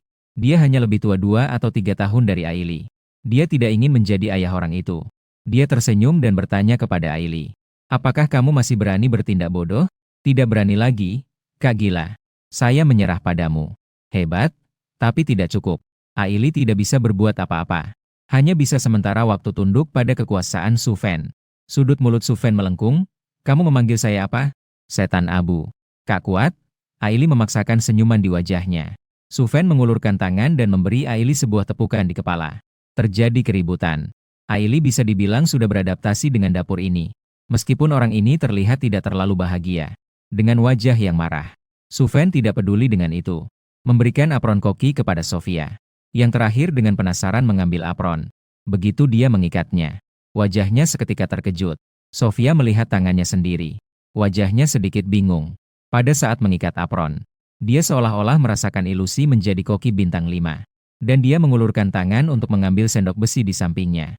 Seolah-olah sudah memainkannya selama puluhan tahun. Sofia kemudian mengambil pisau dapur. Mencoba memotong sebatang mentimun. Dengan gerakan memotong yang anggun. Membuat Ellie di sampingnya ternganga. Dengan mata besar yang berkedip-kedip. Dengan ekspresi wajah yang terkejut. Ya Tuhan, Kakak Sofia. Kamu menyimpan bakat yang tersembunyi. Sofia sendiri juga merasa bingung. Melihat ke arah Suven. Apa yang terjadi? Kak Su? Apron ini sangat ajaib. Suven tersenyum. Apron ini adalah salah satu dari 8 artefak ajaib negara kita. Bernama apron Dewa Dapur. Baru-baru ini kamu memasak? Ingatlah untuk menggunakannya. Sofia mengangguk dengan kuat. Percaya bahwa apa yang dikatakan Suven itu benar. Siapapun yang pernah mencicipi masakan Suven, pasti akan mengerti. Beberapa hal memang begitu ajaib. Namun, Aili terlihat tidak percaya. Dengan penuh penghinaan berkata, Kakak, sapi betina kecil saja kamu puji setinggi langit. Jika aku melepas apron ini, aku adalah malaikat yang turun ke bumi. Suven tidak punya waktu untuk berdebat dengan gadis kecil penipu ini. Memanggil Sofia untuk mulai bekerja. Aili melihat Suven tidak membantah. Dirinya merasa seperti ayam jantan yang menang. Dengan ekspresi bangga. Makanan yang dimasak malam ini sama persis dengan siang tadi. Dan Suven tidak membantu sama sekali. Dia takut jika dia sedikit bergerak. Sistem akan menilai itu sebagai masakannya. Itu akan sia-sia. Sofia dibantu oleh celemek dewa masak. Seolah-olah seperti dewa masakan yang merasuki. Berbagai trik yang membuatnya terlihat mengesankan. Perlahan-lahan, Aili bahkan mulai percaya sedikit. Apa yang baru saja Su Fn katakan. Hanya karena percaya di dalam hati, bukan berarti akan diucapkan. Begitu ada kesempatan untuk berhadapan dengan Su Fn, dia akan langsung melontarkan 2 kalimat tanpa ampun. Dengan adanya Aili, seluruh dapur menjadi jauh lebih ramai. Ketika kedua wanita itu sibuk, Su Fn mengeluarkan selai buah yang baru saja berhasil dibuat. Memikirkan untuk menangkap hewan kecil untuk diuji. Sistem mengatakan bisa meningkatkan kemampuan pria. Juga tidak tahu seberapa besar peningkatannya. Setelah berkeliling seluruh restoran, dia benar-benar tidak berhasil menangkap seekor tikus pun. Tepat saat Suven sedang mondar-mandir mencari tikus, Aili melihat botol kecil yang ditinggalkan Su Fn di atas kompor. Dia membuka tutupnya dan mencium baunya. Dia segera merasakan bahwa rasanya sangat luar biasa. Dia memutar bola matanya. Berbicara sendiri. Pasti ini adalah saus yang ditinggalkan oleh Daliga untuk dirinya sendiri. Aku membuatnya tidak bisa makan. Berani menggangguku. Aili dengan marah menuangkan selai cerah. Semua dituangkan ke dalam sup besar. Suven kembali dan melihat botolnya kosong. Seketika menatap Aili yang terlihat bersalah. Aili berpura-pura tenang. Dengan lemah bertanya kepada kakak. Kenapa kau menatapku? Meskipun aku sangat cantik. Tapi kau tidak perlu menatapku begitu langsung. Kan? Suven menunjukkan ekspresi yang menakutkan. Tanpa menghiraukan perlawanan Aili. Mengangkatnya. Kemudian menekannya dengan wajah menghadap meja. Apa yang ingin kamu lakukan? Bukankah ini hanya sebotol saus? Kalau begitu, aku akan menemanmu. Aku tidak berani lagi. Jangan tekan aku. Ya. Daliga, jangan. Menghadapi permohonan Aili. Kali ini Suven tidak lagi bersikap sopan. Sudut bibirnya melengkung dengan penuh selera. Memegang bokongnya yang kencang, mereka mulai memukul-mukul. Meskipun terhalang oleh pakaian. Namun, sentuhan lembut itu hampir tidak ada bedanya dengan tanpa pakaian. Ditiup dan dipukul. Kulitnya yang halus dan lembut seolah-olah akan meledak saat dipukul oleh Suven. Seolah-olah akan memercikan air keluar. Aili meningkatkan kekuatan bersama Suven. Aili mulai berbicara sembarangan. Kemudian air mata mengalir. Memohon dengan wajah penuh kesedihan. Suven merasa sudah cukup. Barulah dia membiarkannya pergi. Kakak Dali, saya salah. Aku tidak akan menyentuh barang-barangmu lain kali. Akan ada waktu berikutnya. Aili melihat tatapan aneh Suven. Wajahnya memerah malu. Dia buru-buru berkata, tidak ada kesempatan lagi. Tidak ada lagi yang itu. Saya pergi sebentar. Toilet. Sofia di samping terus menonton pertunjukan. Tidak menyela. Menunggu sampai Aili pergi ke toilet. Dia baru tersenyum dan berkata, Aili adalah keluarga kaya dari negara Noi. Latar belakang keluarga sangat kuat. Di area kami, tidak ada yang berani memukul bokongnya. Sugao, kamu yang pertama. Suven bertanya dengan bingung. Lalu, bagaimana bisa Aili masuk penjara? Sophia menjelaskan. Karena kendaraan yang dia kendarai kehilangan kendali. Mengakibatkan kecelakaan tragis. Meskipun dia tersenyum sepanjang hari. Tapi gadis ini sering mengalami insomnia dan merasa bersalah. Sebenarnya dia juga memiliki kesempatan melalui jaringan keluarganya. Tidak perlu dipenjara. Tapi dia Ah, gadis kecil ini sebenarnya memiliki hati yang baik. Su Fan mengangguk. Dalam hati berpikir untuk tidak memukulnya beberapa kali lagi. Namun, rasanya memang sangat enak. Lembut dan kenyal. Ruang pengawas dengan 30 monitor LCD. Menampilkan seluruh gambar pengawasan penjara. Kepada petugas penjara yang sedang bertugas. Para petugas penjara harus selalu memperhatikan setiap kejadian dalam setiap adegan. Mereka sudah terbiasa dengan hal itu. Bahkan sedikit acuh tak acuh. Ketika petugas penjara yang bertugas melihat keributan di dapur, segera memilih untuk melaporkan kepada tim Martin melalui telepon. Halo, Kapten. Koki di dapur area itu sama sekali tidak jujur. Orang-orang yang datang dari area E untuk membantu sedang bermain-main. Martin sedang pusing memikirkan masalah mencari Koki. Mendengar laporan dari sipir penjara. Masalah sepele seperti ini. Segera kirim, jangan bilang ini hanya keributan biasa. Bahkan jika orang itu bermain poker di depanmu, kamu juga jangan peduli. Asalkan tidak ada yang mati dan tidak ada pelarian. Dia mau berbuat apa saja, terserah. Jangan bawa masalah sepele ini untuk menggangguku. Jika kamu terus menggangguku, aku akan membunuhmu. Sipir yang bertugas menutup telepon. Kepalaku berdenyut. Martin, ada apa ini? Jangan-jangan kepalanya tertabrak mobil? Dalam keadaan marah, sipir yang bertugas langsung mematikan kamera pengawas di dapur. Tak terlihat, tak mengganggu hati. Area ini menahan lebih dari 7.000 orang. Setiap hari akan ada banyak insiden perkelahian yang terjadi. Pria botak dengan ekspresi menakutkan. Setelah menendang lawan di depannya, dia dengan lembut menepuk debu di tubuhnya. Matanya penuh dengan rasa meremehkan. Hanya ini saja berani menantang dia, si pembunuh sejati. Benar-benar tidak tahu bahaya. Tepat pada saat itu, seorang datang dari kejauhan. Setelah berbisik beberapa kata di telinga pria botak, dia segera pergi. Mata pria botak sedikit menyipit. Sudut bibirnya melengkung dengan cara yang berbahaya. Saatnya berburu tiba. Pergi ke nomor 99, ya? Kamu adalah tikus kecil yang paling berharga dalam beberapa hari ini. Semoga kamu tidak mengecewakanku malam ini. Dia sangat menyukai permainan kucing dan tikus. Dia pergi ke restoran. Makan malam sudah dimulai. Karena waktu terlalu sempit, Su Fan tidak membuat ulang satu porsi sup besar. Jadi satu botol kecil dibagikan kepada lebih dari 2.000 orang. Efek obat seharusnya sudah cukup terlarut. Makanan yang dibuat oleh Sophia menggunakan apron koki dewa. Meskipun sedikit kalah dibandingkan Su Fan. Namun, itu juga merupakan makanan yang jarang ditemukan. Mantou dengan sayur campur. Teman-teman narapidana juga tidak makan cukup siang ini. Malam ini mereka bisa makan dengan lahap lagi. Aili melihat para narapidana melahap makanan dengan rakus. Semua terkejut. Dia belum pernah melihat cara makan seperti ini sebelumnya. Ketika dia melihat beberapa narapidana mengambil sepotong mantou, menggesek-geseknya di atas piring, dia semakin tidak bisa berkata-kata. Situasi aneh ini membuat Aili sangat penasaran.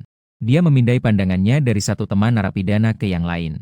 Kemudian dia melihat pemandangan yang membuatnya benar-benar terkejut. Seorang narapidana bahkan sedang menjilati piring. Lalu, dia melihat orang lain juga melakukan gerakan yang sama. Orang lain menjadi linglung. Makan bisa sampai seperti ini. Saat itu dia sepenuhnya percaya pada kata-kata Sophia. Anak laki-laki tampan di sebelah ini. Dia benar-benar bukan koki biasa. Su Fan dan dua temannya tidak makan makanan malam ini. Hanya menggoreng sedikit saus untuk pendamping nasi. Ketiga orang itu mengganti dengan roti kukus dan saus besar. Selas tentu saja kembali mencuri makanan. Di sisi mereka, ada restoran khusus untuk petugas penjara. Tapi sejak makan makanan yang dimasak oleh Su Fan, Selas tidak ingin pergi lagi. Su Fan melihat Selas membawa dua wanita pergi. Dia juga berjalan menuju sel nomor 99. Lebih dari 2.000 orang telah memakan makanan yang dijatuhkan dari langit. Meskipun sekarang belum ada masalah. Tapi sepertinya ini paling berpengaruh di malam hari. Semoga tidak ada masalah yang muncul. Di tengah malam, seluruh area tidak tenang seperti biasanya. Tidak ada yang berbicara atau berisik. Para narapidana seolah-olah telah berubah menjadi binatang buas yang tidak bisa berbicara. Satu persatu dengan mata merah. Terengah-engah. Terutama Bulong yang memiliki sekresi hormon pria yang berlebihan. Saat ini dia hampir tidak bisa menahan diri. Sayangnya ada aturan. Malam hari tidak boleh meninggalkan sel. Meskipun dia memiliki kunci sel, dia juga tidak berani melanggar aturan penjara. Alasan mereka bisa menikmati kebebasan sebesar ini sekarang adalah karena mereka semua bersedia mematuhi aturan ini. Pergi ke koridor sel. Si botak dengan lincah menghindari pengawasan kamera. Kamera malah memiliki fungsi deteksi gerakan. Selama dia muncul di depan kamera, alarm penjara akan segera berbunyi. Saat itu dia akan sepenuhnya terungkap. Tapi sebagai pembunuh elit, dia memiliki kemampuan untuk menghindari semua kamera. Dia bergerak perlahan-lahan menyusuri dinding. Sudut ini adalah titik buta kamera yang dia temukan setelah mengamati. Dalam kegelapan malam, si botak tersenyum percaya diri. Melangkah perlahan menuju tujuannya. Sementara itu, belum di kamar nomor 002 benar-benar tidak bisa menahan diri lagi. Matanya memancarkan cahaya merah yang berkilau. Wajahnya bahkan terlihat sedikit terdistorsi. Api jahat dalam hatinya membuatnya gila. Dia terbakar hingga gila. Tapi ada aturan yang tidak boleh meninggalkan sel di malam hari. Aturan itu tidak boleh dilanggar. Saat dia hampir terjerumus ke dalam kegilaan, suara tiba-tiba terdengar di luar selnya. Sangat dekat dengannya. Ini membuat mata Bulong bersinar dengan kegembiraan. Ada hal baik seperti ini. Bulong berusaha keras menekan kegembiraannya. Diam-diam mendekati pintu sel penjara. Si botak masih merayap perlahan di sepanjang dinding. Dia maju di depan sel nomor 001 dan 002. Pengawasan sangat ketat di sini. Selama dia melewati area ini, bagian belakang akan jauh lebih mudah. Dan sekarang sudah larut malam. Seharusnya tidak ada narapidana yang menyadari kehadirannya. Si botak tersenyum sinis. Penjara Fox River ini dikenal sebagai benteng yang kokoh. Namun pada akhirnya, dia bisa masuk dan keluar sesuka hati. Film seperti Misi Impossible atau Pelarian dari Penjara. Jika dibandingkan dengannya, semua itu terlihat sangat lemah. Dia bahkan berpikir, nanti setelah dia pensiun dari dunia ini, mendirikan perusahaan film sendiri, khusus diadaptasi dari pengalamannya. Pada saat itu pasti akan laku keras. Kekayaan akan mengalir deras. Berapa banyak model muda yang Anda inginkan? Jika semuanya berjalan dengan baik, bahkan bisa membangun sebuah keluarga yang abadi. Seperti keluarga Henry itu. Bermain dengan kekuasaan. Mengendalikan opini publik. Seluruh Inggris harus bertindak sesuai kehendak keluarga. Itulah yang disebut sebagai romansa sejati bagi pria. Di mata si botak bersinar cahaya emas. Harapan ada di depan. Saat ini dia sangat teguh. Pada saat itu, sebuah bayangan tinggi dengan mata bercahaya merah tiba-tiba memeluk si botak. Rambut halus si botak berdiri tegak. Namun dia juga bereaksi cepat. Belati di tangannya tiba-tiba menusuk ke belakang. Namun ditangkap dengan mudah oleh orang di belakang. Dia menoleh ke samping. Pupilnya tiba-tiba menyusut. Apa ini sebenarnya? Sebelum kepala botak itu bisa bereaksi lagi, dia sudah ditutup mulutnya dan diseret masuk ke sel 002. Apapun yang dia lakukan untuk melawan, itu sia-sia. Bulong juga bingung. Dia merasa tertekan tanpa tempat untuk melepaskannya. Tiba-tiba ada orang bodoh yang datang sendiri. Dia benar-benar seperti penyelamat. Dia juga tidak ragu. Dia langsung mengundang si imut masuk. Menutup mulut kepala botak itu. Dibuang di tempat tidurnya yang besar. Bulong mengeluarkan air liur. Mendekat dengan senyum menyeramkan. Kepala botak itu meringkuk di sudut. Dalam hatinya sangat ketakutan. Penuh dengan tanda tanya. Apa sebenarnya yang terjadi ini? Rencana pembunuhannya malam ini terdeteksi? Memikirkan hal ini, ekspresi sedih melintas di wajah kepala botak. Sepertinya dia tidak akan selamat malam ini. Dia tidak ingin sebelum mati mengalami perlakuan yang tidak manusiawi ini. Bulong melihat kepala botak itu seperti hewan kecil yang terluka. Matanya penuh dengan kasih sayang. Wahahaha, kecil Karami. Ayo, semakin kamu melawan, semakin kuat aku. Anak buah di kamar 003 mendengar suara percikan air dari sebelah. Sebenarnya tidak bisa tidur. Semakin gelisah. Suara ini terus berlanjut sepanjang malam hingga fajar menyingsing. Kakak botak benar-benar menjadi penyandang disabilitas. Dengan sisa tenaga, dia merangkak keluar dari sel 002. Wajahnya tampak lesu. Seperti terong yang kering. Tidak memiliki semangat sedikit pun. Baru saja merangkak keluar koridor, dia langsung jatuh. Tidak sadarkan diri. Saat itu, sipir yang bertugas kebetulan sedang berpatroli. Sedikit menguji napasnya. Menyadari bahwa napasnya hampir tidak ada. Segera memanggil orang untuk membawanya pergi untuk diselamatkan. Suven tidur sangat nyenyak malam itu. Dan tidur dengan sangat lelap. Ada yang dimanfaatkan mengendalikan dapur. Dia benar-benar bisa tidur nyenyak. Dan Peter sedang menjagaku. Seluruh penjara melihatnya setelah itu. Semuanya menunduk dan menyapa. Tak berani sedikit pun tidak menghormati. Setelah bangun sekitar jam 10, Suven makan sedikit camilan. Dia membuka ruang sistem dan melihat sejenak. Menemukan satu tanaman sky grass sudah berbuah lagi. Kali ini dia menanam 5 pot penuh. Jadi dia sibuk membuat sky general lagi. Menyimpan lebih banyak barang yang bisa meningkatkan kemampuan pria pasti tidak salah. Tidak lama kemudian, Selas datang dengan panik. Melihat Suven baik-baik saja. Dia baru bisa bernapas lega. Di mata Suven penuh adalah kebingungan tentang apa yang terjadi. Pencuri kecil yang menerobos masuk tadi malam oleh Lausai. Tidak tahu menggunakan cara apa. Membuat semua orang seperti telah memakan Viagra. Namun pencuri kecil itu sial. Ditangkap oleh Bulong di tempat kejadian. Sepanjang malam di dalam sel, dia disiksa hidup-hidup. Konon, seluruh sel dari nomor 001 hingga 050 merasakan getaran. Semua orang mengira itu adalah gempa bumi. Suven menarik napas dalam-dalam. Meragukan sekuat itu. Kamu belum melihat. TSK. Sangat menyedihkan. Pencuri botak ditemukan dalam keadaan sekarat. Luka itu dijahit selama 3 jam penuh. Baru sedikit kembali ke bentuk semula. Suven merasa tegang. Tadi malam, dia pernah merasakan peringatan gantungan tiba-tiba menghampirinya. Mengira itu adalah mimpi atau halusinasi. Sekarang tampaknya bukan. Dia teringat. Jenderal yang dimasukkan ke dalam sup oleh Ailey. Kemungkinan besar ini yang menyebabkan. Tapi dia tidak bodoh untuk mengakuinya. Pencuri itu kemungkinan besar datang untuknya. Itu bahkan lebih tidak bisa diakui. Tidak menjatuhkan orang yang sudah jatuh saja sudah merupakan penyesalan besar. Mengingat tubuh kekar Bulong. Bahkan Suven juga tak bisa menahan diri untuk menggigil. Lapangan golf pribadi milik keluarga Henry. Bill mengangkat tangan dan mengayunkan stik golf. Kedua tangannya menggambar busur yang indah. Bola putih kecil terbang keluar. Menghilang tanpa jejak. Meskipun begitu, dia tetap tersenyum lebar. Seperti yang sering dia katakan kepada orang lain. Bermain golf bukan tentang bolanya, melainkan tentang perasaan mengendalikan bola kecil itu. Menerima handuk yang diberikan oleh wanita berambut pirang. Bill dengan santai mengelap keringatnya. Lalu melirik pria berpakaian jas rapi di sampingnya. Pria yang mengenakan kacamata hitam. Bagaimana urusan Jack? Sudah beres belum? Tindakan yang diambil semalam. Sekarang anak itu pasti sudah bertemu dengan Tuhan. Bersihkan bokongnya. Jangan biarkan anjing CIA mencium baunya. Tuan Bill, Anda tenang saja. Dalam waktu kurang dari 3 hari, si botak akan menghilang dari permukaan bumi. Saya percaya Anda akan menyelesaikan tugas ini. Bill dengan lembut menepuk bahu Jack, menyatakan persetujuan terhadap pekerjaan yang terakhir.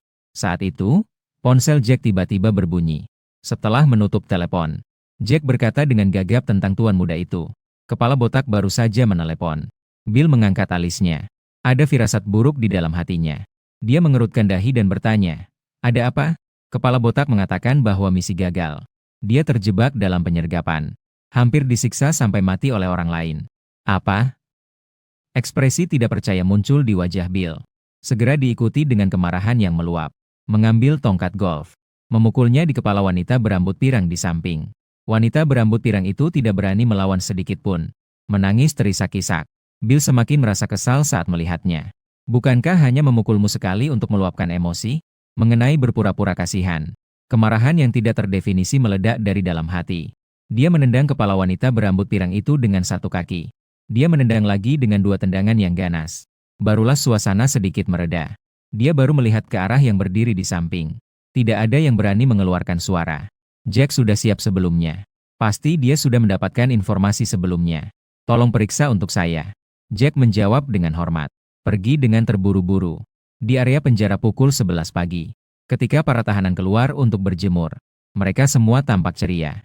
Seperti tadi malam dalam semalam mereka tampak mengalami musim semi kedua. Penampilan mental mereka tampak segar. Para petugas penjara yang berpatroli pun terkejut. Monyet kurus itu keluar dari toilet setelah. Wajahnya menunjukkan kebahagiaan yang luar biasa. Dia melompat dengan penuh semangat. Melompat ke arah Bulong. Tertawa dengan gila. Bagus sekali, si kera kurus sudah pulih. Bulong sebelumnya agak bingung. Monyet kurus ini membuat langit. Ada apa hingga begitu bersemangat? Begitu mendengar kata-kata si kera kurus. Dia pun langsung ikut gembira. Saudaraku, kau sudah baik-baik saja.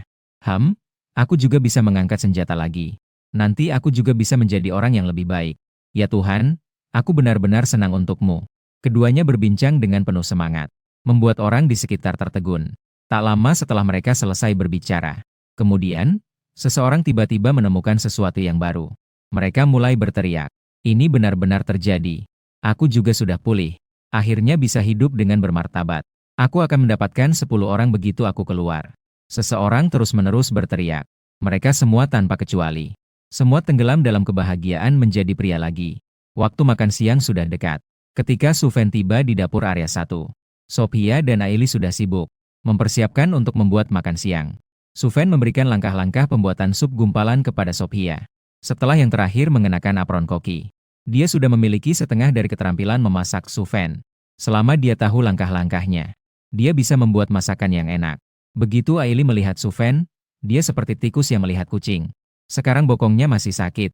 Ketika sup gumpalan yang baru saja dimasak muncul, para narapidana tampak terkejut dan gembira. Setelah mereka pertama kali makan makanan ini, mereka sangat dirindukan. Hari ini akhirnya keinginan terkabul. Sufen menemukan bahwa hari ini teman-teman narapidana terlihat sangat bersemangat. Dia bertanya pelan kepada Shouho. Shouho mendengar dan dengan bersemangat berkata, "Saya tidak tahu mengapa. Semalam, saudara-saudara semua seperti telah memakan Viagra. Masing-masing sangat bersemangat hingga tidak bisa tidur. Jadi hari ini tidak mungkin mereka dalam keadaan yang begitu baik, kan?" Su Fang semakin bingung. Dia melihat teman-teman narapidana yang wajahnya dipenuhi senyuman cerah. Mereka lebih gembira daripada jika besok akan dibebaskan.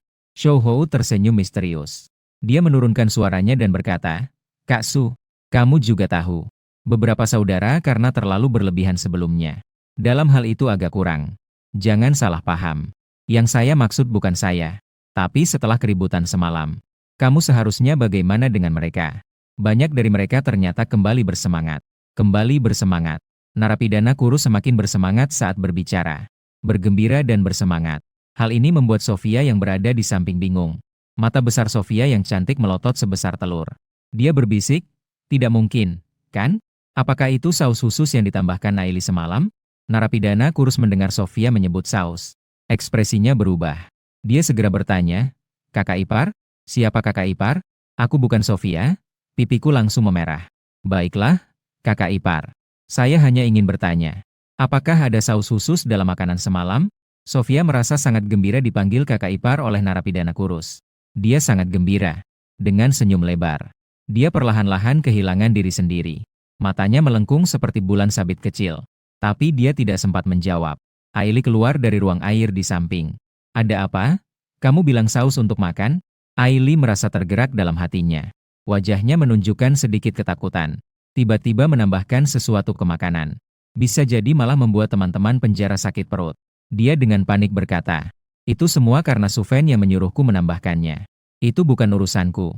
Jika kalian mau memukul, pukullah dia saja." Setelah mendengar itu, Shouho dengan bingung berkata, "Ternyata semua ini adalah rencana Suge di balik layar. Karena ini adalah Suge, maka semuanya tidak aneh." Mata Eli berbinar karena kegembiraan. Mengayunkan tinjunya seperti tongkat porselen kecil. Suaranya terdengar agak kekanak-kanakan. Berteriak, "Cepat pukul pantatnya. Biarkan dia juga dipukul. Jika bisa melihat Sufen dipukul, itu pasti sangat menyenangkan." Shouho mengernyitkan dahi. "Aku memukul pantat Suge? Dimiliki oleh Aili. Kamu tidak bercanda, kan? Kenapa aku harus memukul pantat Suge? Lagi pula, saya tidak punya keberanian itu." Saat berbicara, Shouho melirik ke arah Su Fen. Dalam hati penuh dengan rasa hormat, Aili mendengus dingin, penuh penghinaan. Ternyata dia adalah pengecut. "Mereka semua menambahkan bahan ke makanan kalian. Kalian semua tidak berani melawan. Apakah Dalige benar-benar sehebat itu?" Setelah berbicara, Aili melihat ke arah Su Fen. Selain tinggi dan tampan, sangat pandai memasak. Tidak ada kelebihan lain, kan? Shouho terlihat bingung. "Suge tidak berbicara dengan Anda. Apa yang harus dia katakan?" "Sebenarnya, bahan yang ditambahkan ke makanan tadi malam adalah campuran yang disiapkan Suge khusus untuk saudara-saudara." "Apa?" Wajah Aili bergetar sedikit. Shouho yang besar melirik ke arah Su Fen. Melihat Su Fen tidak menghentikannya, dia kemudian menjelaskan, "Makanan tadi malam, setelah ditambahkan bahan ajaib itu, banyak saudara yang menderita penyakit kronis. Ternyata dia bisa kembali menjadi pria sejati. Berapa banyak ejekan yang kami terima selama bertahun-tahun ini. Apakah kalian mengerti? Adalah Suge yang memberi kami semangat baru. Dia adalah penyelamat kami." Shouho semakin bersemangat saat berbicara. Air mata tua mengalir deras. Eli ketakutan. Kenapa ini berbeda dari yang dia bayangkan? Awalnya berpikir untuk menjatuhkan Sufen. Sekarang sepertinya malah terbalik. Dia hancur. Sufen melihat situasi itu. Dia segera menenangkan bahwa tidak ada yang perlu dikhawatirkan. Semuanya sudah berlalu. Nanti kalian juga bisa sangat bersemangat. Suge, jangan salah paham. Aku tidak berbicara tentang diriku sendiri, tapi teman-teman narapidana saya. Saya mengerti. Bagaimana rasanya mendapatkan semangat baru? Sangat baik. Saya ingin menjadi yang terbaik di masa depan. Shouho mengepalkan tinjunya. Ada cahaya tekad yang bersinar di matanya. Sufen mengangguk. Dia akhirnya yakin King Tian akan memiliki efek luar biasa dibandingkan dengan obat-obatan terkait yang ada di pasaran. atau suplemen kesehatan. Jauh lebih kuat. Botol kecil ini bisa membuat orang kembali bersemangat. Efek luar biasa ini pasti sangat berharga. Su Fan berencana untuk mengembangkan King Tianjiang dengan baik, meningkatkan dan mempromosikannya. Setelah makan siang, Selas datang untuk memberitahu Su Fan. Seseorang ingin menemuinya. Itu adalah seorang narapidana dari daerah tersebut. Su Fan mengernyitkan dahi. Daerah ini berbeda dari area lainnya. Area lain setidaknya memiliki lebih dari 2.000. Seperti di Blok B, ada lebih dari 3.000 orang. Di zona C terdapat lebih dari 7.000. Sedangkan area D hanya memiliki tidak lebih dari 20 orang. Narapidana di Blok D sangat misterius. Bahkan sipir penjara pun tidak yakin tentang identitas asli mereka. Data arsip mereka. Hanya kepala penjara, Herman, yang tahu. Su Fan mengikuti Selas dengan penuh keraguan. Selas berjalan menuju daerah tersebut. Tempat ini bukan penjara dalam arti konvensional. Karena daerah ini sepenuhnya berada di bawah tanah. Melalui beberapa pos pemeriksaan, melintasi lorong yang sempit dan panjang, Su Fan akhirnya sampai di daerah tersebut. Tempat ini seperti tempat perlindungan yang dibangun pada tahun 5060-an. Ruangnya tidak sempit dan menekan. Suhu dan kelembapan juga pas. Tinggal di sini terasa nyaman. Selain tidak bisa melihat matahari, tidak ada yang salah dengan itu. Su Fan dibawa ke sebuah sel dengan pintu besi yang terbuka. Di dalamnya, berbagai fasilitas sangat sederhana. Di atas tempat tidur kayu yang sederhana, terdapat selimut. Di sampingnya ada sebuah meja kerja. Di depan meja, ada seorang lelaki tua berambut putih. Dia mengenakan kacamata baca. Dia membaca sebuah buku kuno dengan penuh minat. Lelaki tua itu menyadari kedatangan Su Fan. Dia sedikit mengangkat dagunya, mengeluarkan suara tua yang keruh. Meskipun lelaki tua itu tampak biasa, pemuda ini, tapi jelas sekali Su Fan melihat dari tubuh orang tua itu. Ada aura seperti binatang buas. Setelah lelaki tua itu perlahan menutup bukunya, barulah dia berkata, "Anak muda, di tengah hari, mengganggu kedatanganmu. Mohon pengertianmu." Saat berbicara, dia perlahan-lahan berdiri, dengan santai berjalan mendekati Su Fan. Lalu si kakek berkata, "Saya sudah berusia 80 tahun. Beberapa teman tua ingin meramaikan suasana. Tidak bisa menyelamatkan mereka. Terpaksa minta bantuanmu." Mendengar anak-anak di Blok 1 berkata, "Kemampuanmu dalam memasak sangat luar biasa." Su Fan tertawa kecil, seperti seorang orang tua. "Maksud Anda ingin merayakan ulang tahun ke-80. Biarkan saya membantu memasak, kan?" Si kakek mengangguk, "Tidak perlu repot-repot. Cukup buat satu meja hidangan. Tapi, kakek, saya punya kebiasaan. Tidak makan daging, ini yang perlu Anda perhatikan." Su Fan melengkungkan bibirnya. Semua itu bisa diatur. Tapi, apa keuntungan bagi saya? Cahaya emas melintas di mata si kakek. Lengan yang kering tampak terangkat perlahan. Dalam sekejap, sudah berada di lengan Su Fan. Su Fan telah mengalami beberapa kali modifikasi oleh sistem. Kualitas fisiknya sudah tidak seperti dulu. Lengan beliau bergetar dengan kuat, melepaskan diri dari genggaman tangan orang tua. Berdiri dengan tiba-tiba, menjaga jarak sedikit dari orang tua itu. Orang tua itu tertawa terbahak-bahak. Matanya menyipit seperti celah. Anak yang baik ini punya sedikit keberanian. Kekuatan lengannya luar biasa. Memang sudah memiliki pengalaman memasak selama lebih dari 10 tahun. 3 hari lagi aku akan mengirim seseorang untuk menjemputmu. Kamu yang akan menyiapkan makan malam.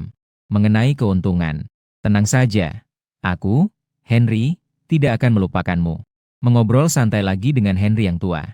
Su Fan kemudian dibawa keluar dari daerah itu.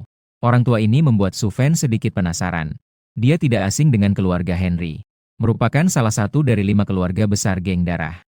Memiliki kekuatan yang sangat penting di seluruh Eagle Sauce. Hanya saja tidak tahu, Henry tua ini, apakah ada hubungan dengan keluarga Henry? Jika ada hubungan, maka dengan usianya ini, pasti memiliki kedudukan yang cukup dalam keluarga Henry. Bagaimana dia bisa dipenjara?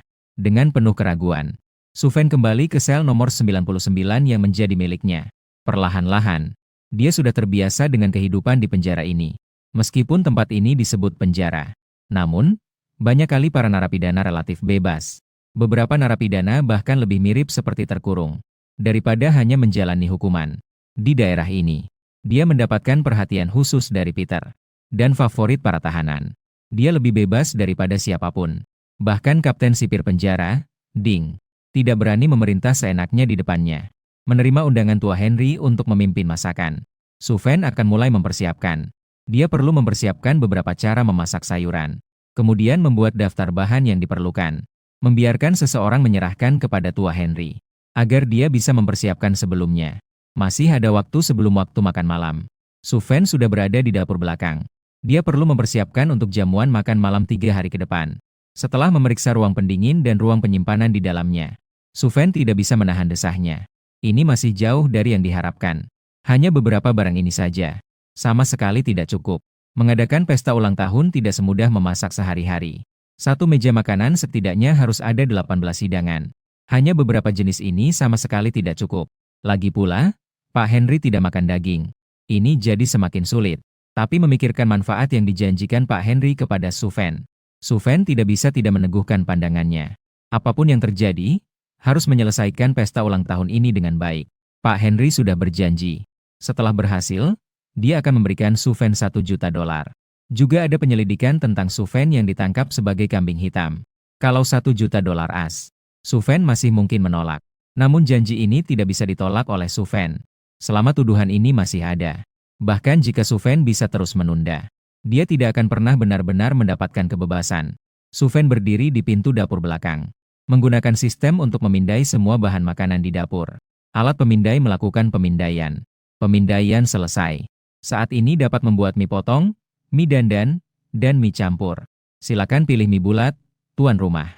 Kulit wajah Su Fen berkedut sedikit saat masuk.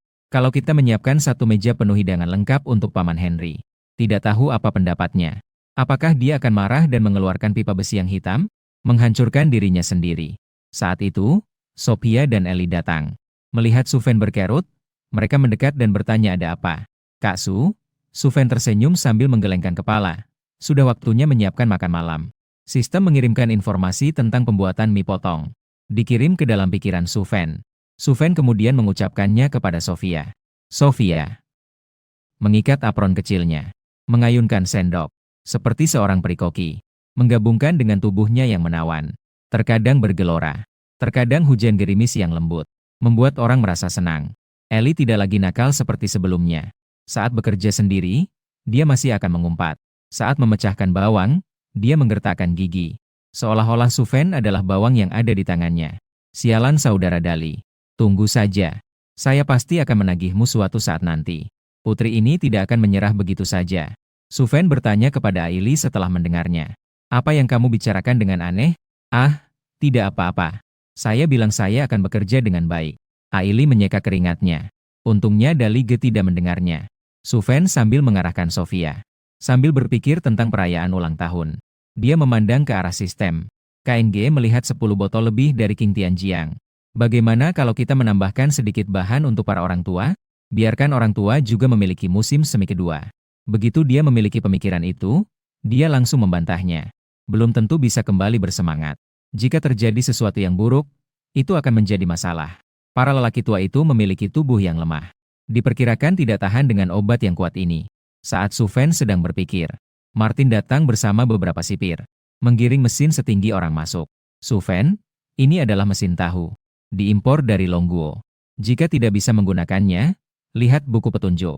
Jangan sampai merusaknya. Su Fen mendengar kata, mesin tahu. Seketika matanya berbinar. Ada ratusan cara membuat tahu. Dengan adanya mesin tahu, dia bisa menggunakan sistem untuk mendapatkan cukup banyak resep tahu. Pesta ulang tahun 3 hari lagi sudah hampir pasti. Kakek tidak makan daging. Jadi, lebih baik buatkan dia pesta tahu. Ruang dapur sangat luas. Su Fen menempatkan mesin tahu. Setelah menempatkannya di ruang penyimpanan yang kosong. Ini adalah ruang tahu. Begitu Martin pergi, Su Fen langsung mengambil satu karung kedelai dari gudang. Lalu mengaktifkan sistem. Memindai bahan makanan. Memindai alat. Memindai makanan yang dapat dibuat saat ini. Tahu mapo. Tahu 1000 lapis dalam panci kering. Tahu rumah tangga dengan tahu goreng, jamur abalone, dan cabai hijau. Tahu sutra dengan mentimun dan tahu kering. Setelah sistem kacang tanah. Semua metode pembuatan yang dapat dipilih yang telah dipindai. Kirimkan semuanya kepada saya. Su Fen memerintahkan dengan wajah bersemangat. Semua metode pembuatan sedang ditransfer. Pengiriman selesai. Mendapatkan ratusan cara pembuatan tahu. Su Fen sangat gembira. Segera mencari kertas dan pena. Menulis daftar bahan yang relevan. Segera menyerahkannya kepada sipir penjara. Meminta sipir penjara untuk menyerahkannya kepada daerah. Nama ruang penjara bawah tanah daerah Old Henry. Orang tua yang sudah lanjut usia duduk mengelilingi meja persegi. Ekspresi serius. Wajah tegang. Henry tua ada di antara mereka. Meletakkan kartu dengan lembut. Saya mendengar sesuatu dari seberang. Dengan kata lain, Old Henry hanya bisa dengan enggan meletakkan kartu yang baru saja dia sentuh. 20.000 dikembalikan. Sambil mengeluh, dia berkata agar segera bertemu di lain waktu. Lambat dan bertele-tele. Seperti Alzheimer. Kakek di depan sama sekali tidak menghormati Henry yang tua. Mendengar itu, dia langsung merasa tidak puas. Henry tua, aku rasa kamu sudah sangat tidak tahu malu. Belum ada kartu yang dimainkan. Kamu sudah mulai meraba-raba. Berani sekali kamu mengatakanku. Henry tua mendengus dingin. Wakil, saya akan melakukan ini. Apa yang bisa kamu lakukan padaku? Orang di sebelah menghela napas. Secara acak mencoba meredakan suasana. Jangan terburu-buru hanya karena bermain mahjong. Sudah lebih dari 80 tahun. Sedikit menahan diri. Beberapa orang sedang asyik bermain. Seorang sipir penjara tiba-tiba datang dengan cepat. Memberikan Henry tua sebuah daftar bahan makanan. Tuan Henry melirik dengan kasar. Langsung mengernyitkan dahi. Tahu 100 kg. 30 kg paprika hijau. 20 kg jamur King Oyster. 10 botol Laugan MA. Bubuk cabai 1 kg. Apa sih yang dilakukan si Suven itu sampai butuh banyak tahu kering? 3 orang tua di sebelah sudah berkumpul. Tuan tua White mengejek, Tuan tua Henry. Ini jangan-jangan bahan makanan untuk ulang tahunmu yang ke-80, kan? Koki ini memang perhatian juga. Tahu kamu tidak bisa menggigit apa-apa. Hanya bisa makan tahu. Hahaha. Lau White tertawa sampai tidak bisa menutup mulutnya. 2 orang di sebelah juga ikut tertawa. Lau Henry bertanya kepada sipir penjara. Ini adalah yang dikirimkan si Suven kepada kalian. Sipir penjara mengangguk dengan hormat. Lau Henry melirik sekali lagi. Bahan-bahan ringan. Benar-benar sederhana sekali. Tidak ada barang berharga sama sekali. Meskipun dia tidak makan daging. Vegetarian bukan berarti kejam. Banyak bahan makanan mahal yang terkait dengan makanan vegetarian. Kenapa dia tidak menggunakan sedikit pun? Old Henry bergumam pelan. Apakah saya salah menilainya? Di sebelah, dan yang lainnya mengejek. Kamu jangan-jangan menyewa seorang ibu untuk memasak untukmu, ya? Satu lagi kakek itu juga ikut bersorak. Tadi dia masih bertingkah aneh dan berkata, menyewa seorang koki kelas 1 dari negeri naga. Di pesta ulang tahun, biarkan kita, saudara-saudara, membuka mata. Ini bahkan belum sampai pesta ulang tahun sudah membuka mata. Acar timun dengan tahu kering, kacang tanah, hidangan dingin seperti ini pun bisa disajikan. Hahaha, tua Henry tidak bisa menahan diri lagi. Dia langsung marah, kalian semua jangan berharap sekarang. Pesta ulang tahun dalam 3 hari. Dijamin kalian semua akan terkejut, mencicipi kelezatan yang tiada tara. Setelah berkata demikian, dia langsung berdiri. Dia berkata kepada sipir penjara, tanyakan kepada Suven apakah dia perlu mendapatkan bahan makanan langka dan mahal. Katakan saja bahan makanan apa yang diinginkan. Selama di dunia ini ada aku, Henry tua. Aku bisa mendapatkannya untuknya. Sipir penjara melihat situasi itu. Segera panik dan cepat-cepat mundur. Meskipun dia tidak tahu seberapa besar kemampuan Henry tua. Tapi di dalam petugas penjara, ada sebuah rumor yang tampak nyata namun tidak. Tidak ada narapidana di daerah ini yang bisa diremehkan. Selama mereka tidak meninggalkan penjara, mereka bisa melakukan apa saja yang mereka mau. Saat kembali ke sel siang itu, petugas penjara muda datang untuk menyampaikan pesan. Suven mendengarnya dan menyatakan tidak perlu. Cukup lakukan sesuai persiapan di kertas. Dia baru saja ingin beristirahat. Namun, dari sel penjara nomor 98 sebelah, terdengar suara memanggil, Kakak Su. Suge, apakah Anda sudah beristirahat? Suven mengenal teman narapidana di sel sebelah. Orang ini bernama Liu Zi. Dia sudah berada di penjara selama lebih dari 10 tahun. Dia masuk penjara saat berusia 16 tahun. Alasan pastinya tidak diketahui. Ada apa, Liu Zi? Kenapa siang ini tidak kenyang? Suven mengambil sekantong keripik pedas dan menyerahkannya. Coba ini. Liu Zi menerima keripik pedas itu. Dengan nada sungkan, dia berkata, Kakak Su, saya bukan lapar. Saya punya permohonan yang tidak enak. Bagaimana yang mengatakannya? Saya punya seorang teman. Dia karena terlalu berlebihan di masa mudanya. Jadi Liu Zi berbicara dengan ragu-ragu. Kata-katanya terputus-putus. Suven sudah bisa menebak setelah mendengar setengahnya. Dia langsung memotong pembicaraannya. Langsung bertanya apakah dia tidak bisa lagi.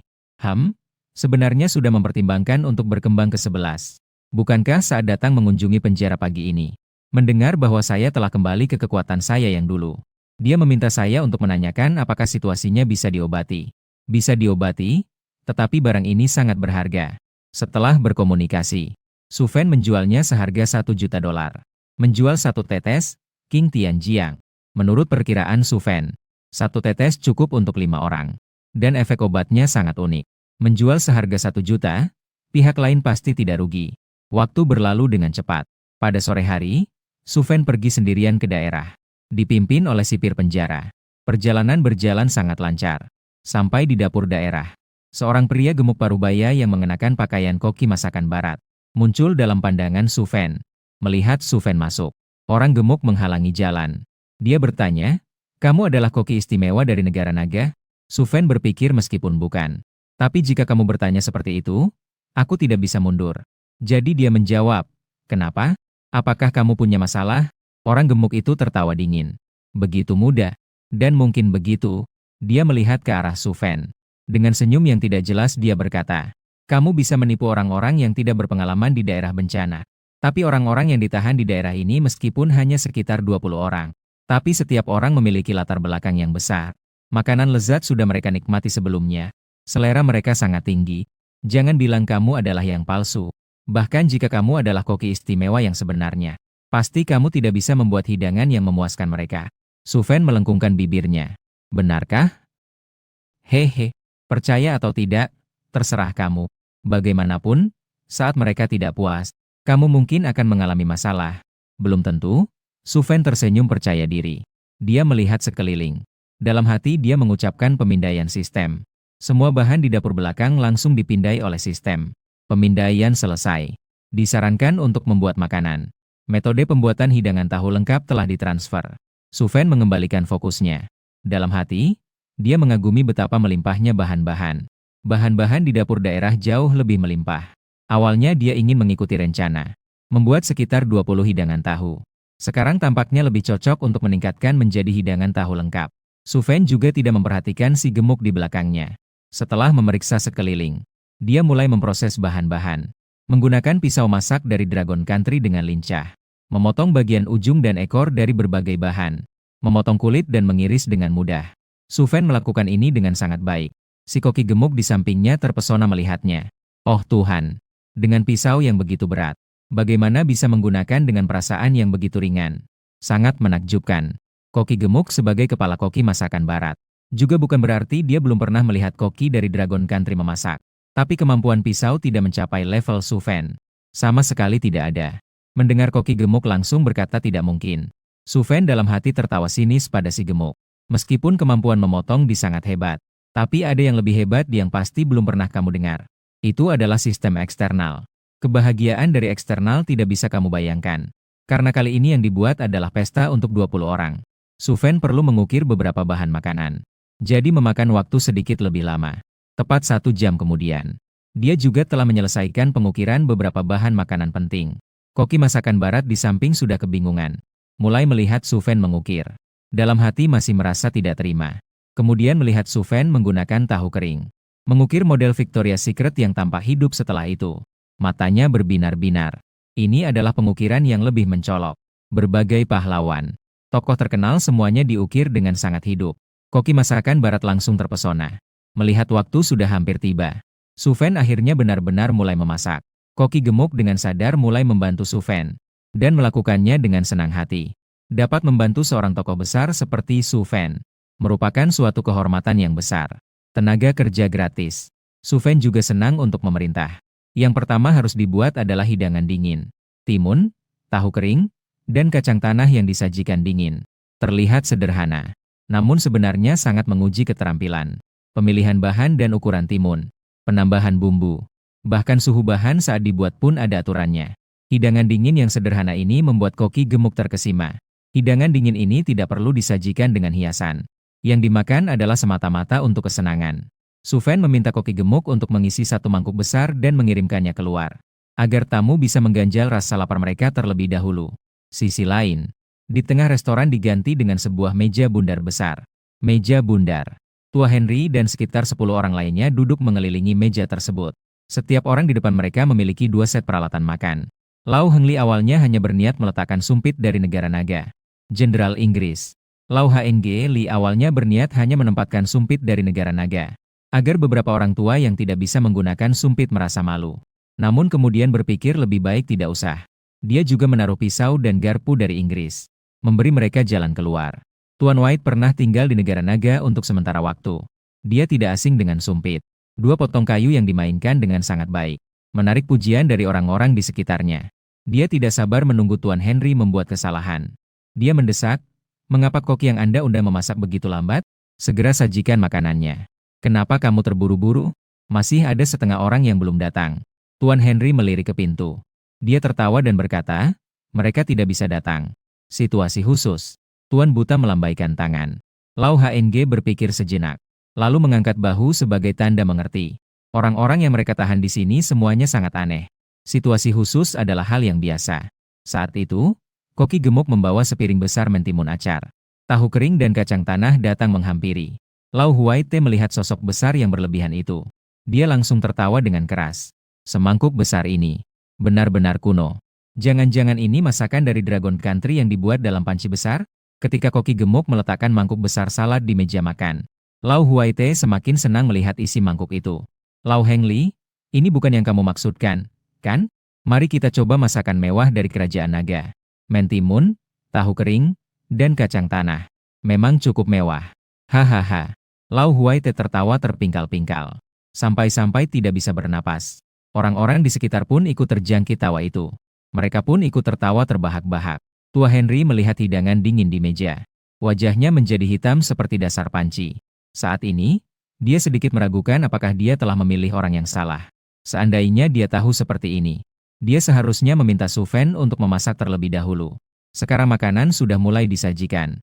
Masih sempatkah memikirkan hal ini? Henry tua melihat ke arah koki gemuk di sampingnya. "Ini dibuat oleh Suven, si gemuk." "Ya," jawab si gemuk dengan sangat hormat. "Sekarang biarkan kamu menggantinya." "Masih sempatkah? Ini tidak perlu, kan?" Sudut mulut si gemuk bergetar. Dalam hati merasa sangat bingung. Beberapa orang tua ini tidak mengenali barang. Henry tua melirik si gemuk dengan bingung. Dia bertanya, "Tidak perlu, kan?" Si gemuk dengan jujur berkata, "Kemampuan memasak saya tidak sebanding dengan Master Suven." Begitu kata-kata ini keluar, semua orang di sekitar terkejut. Si gemuk adalah kepala koki di sini. Koki bintang 2 Michelin.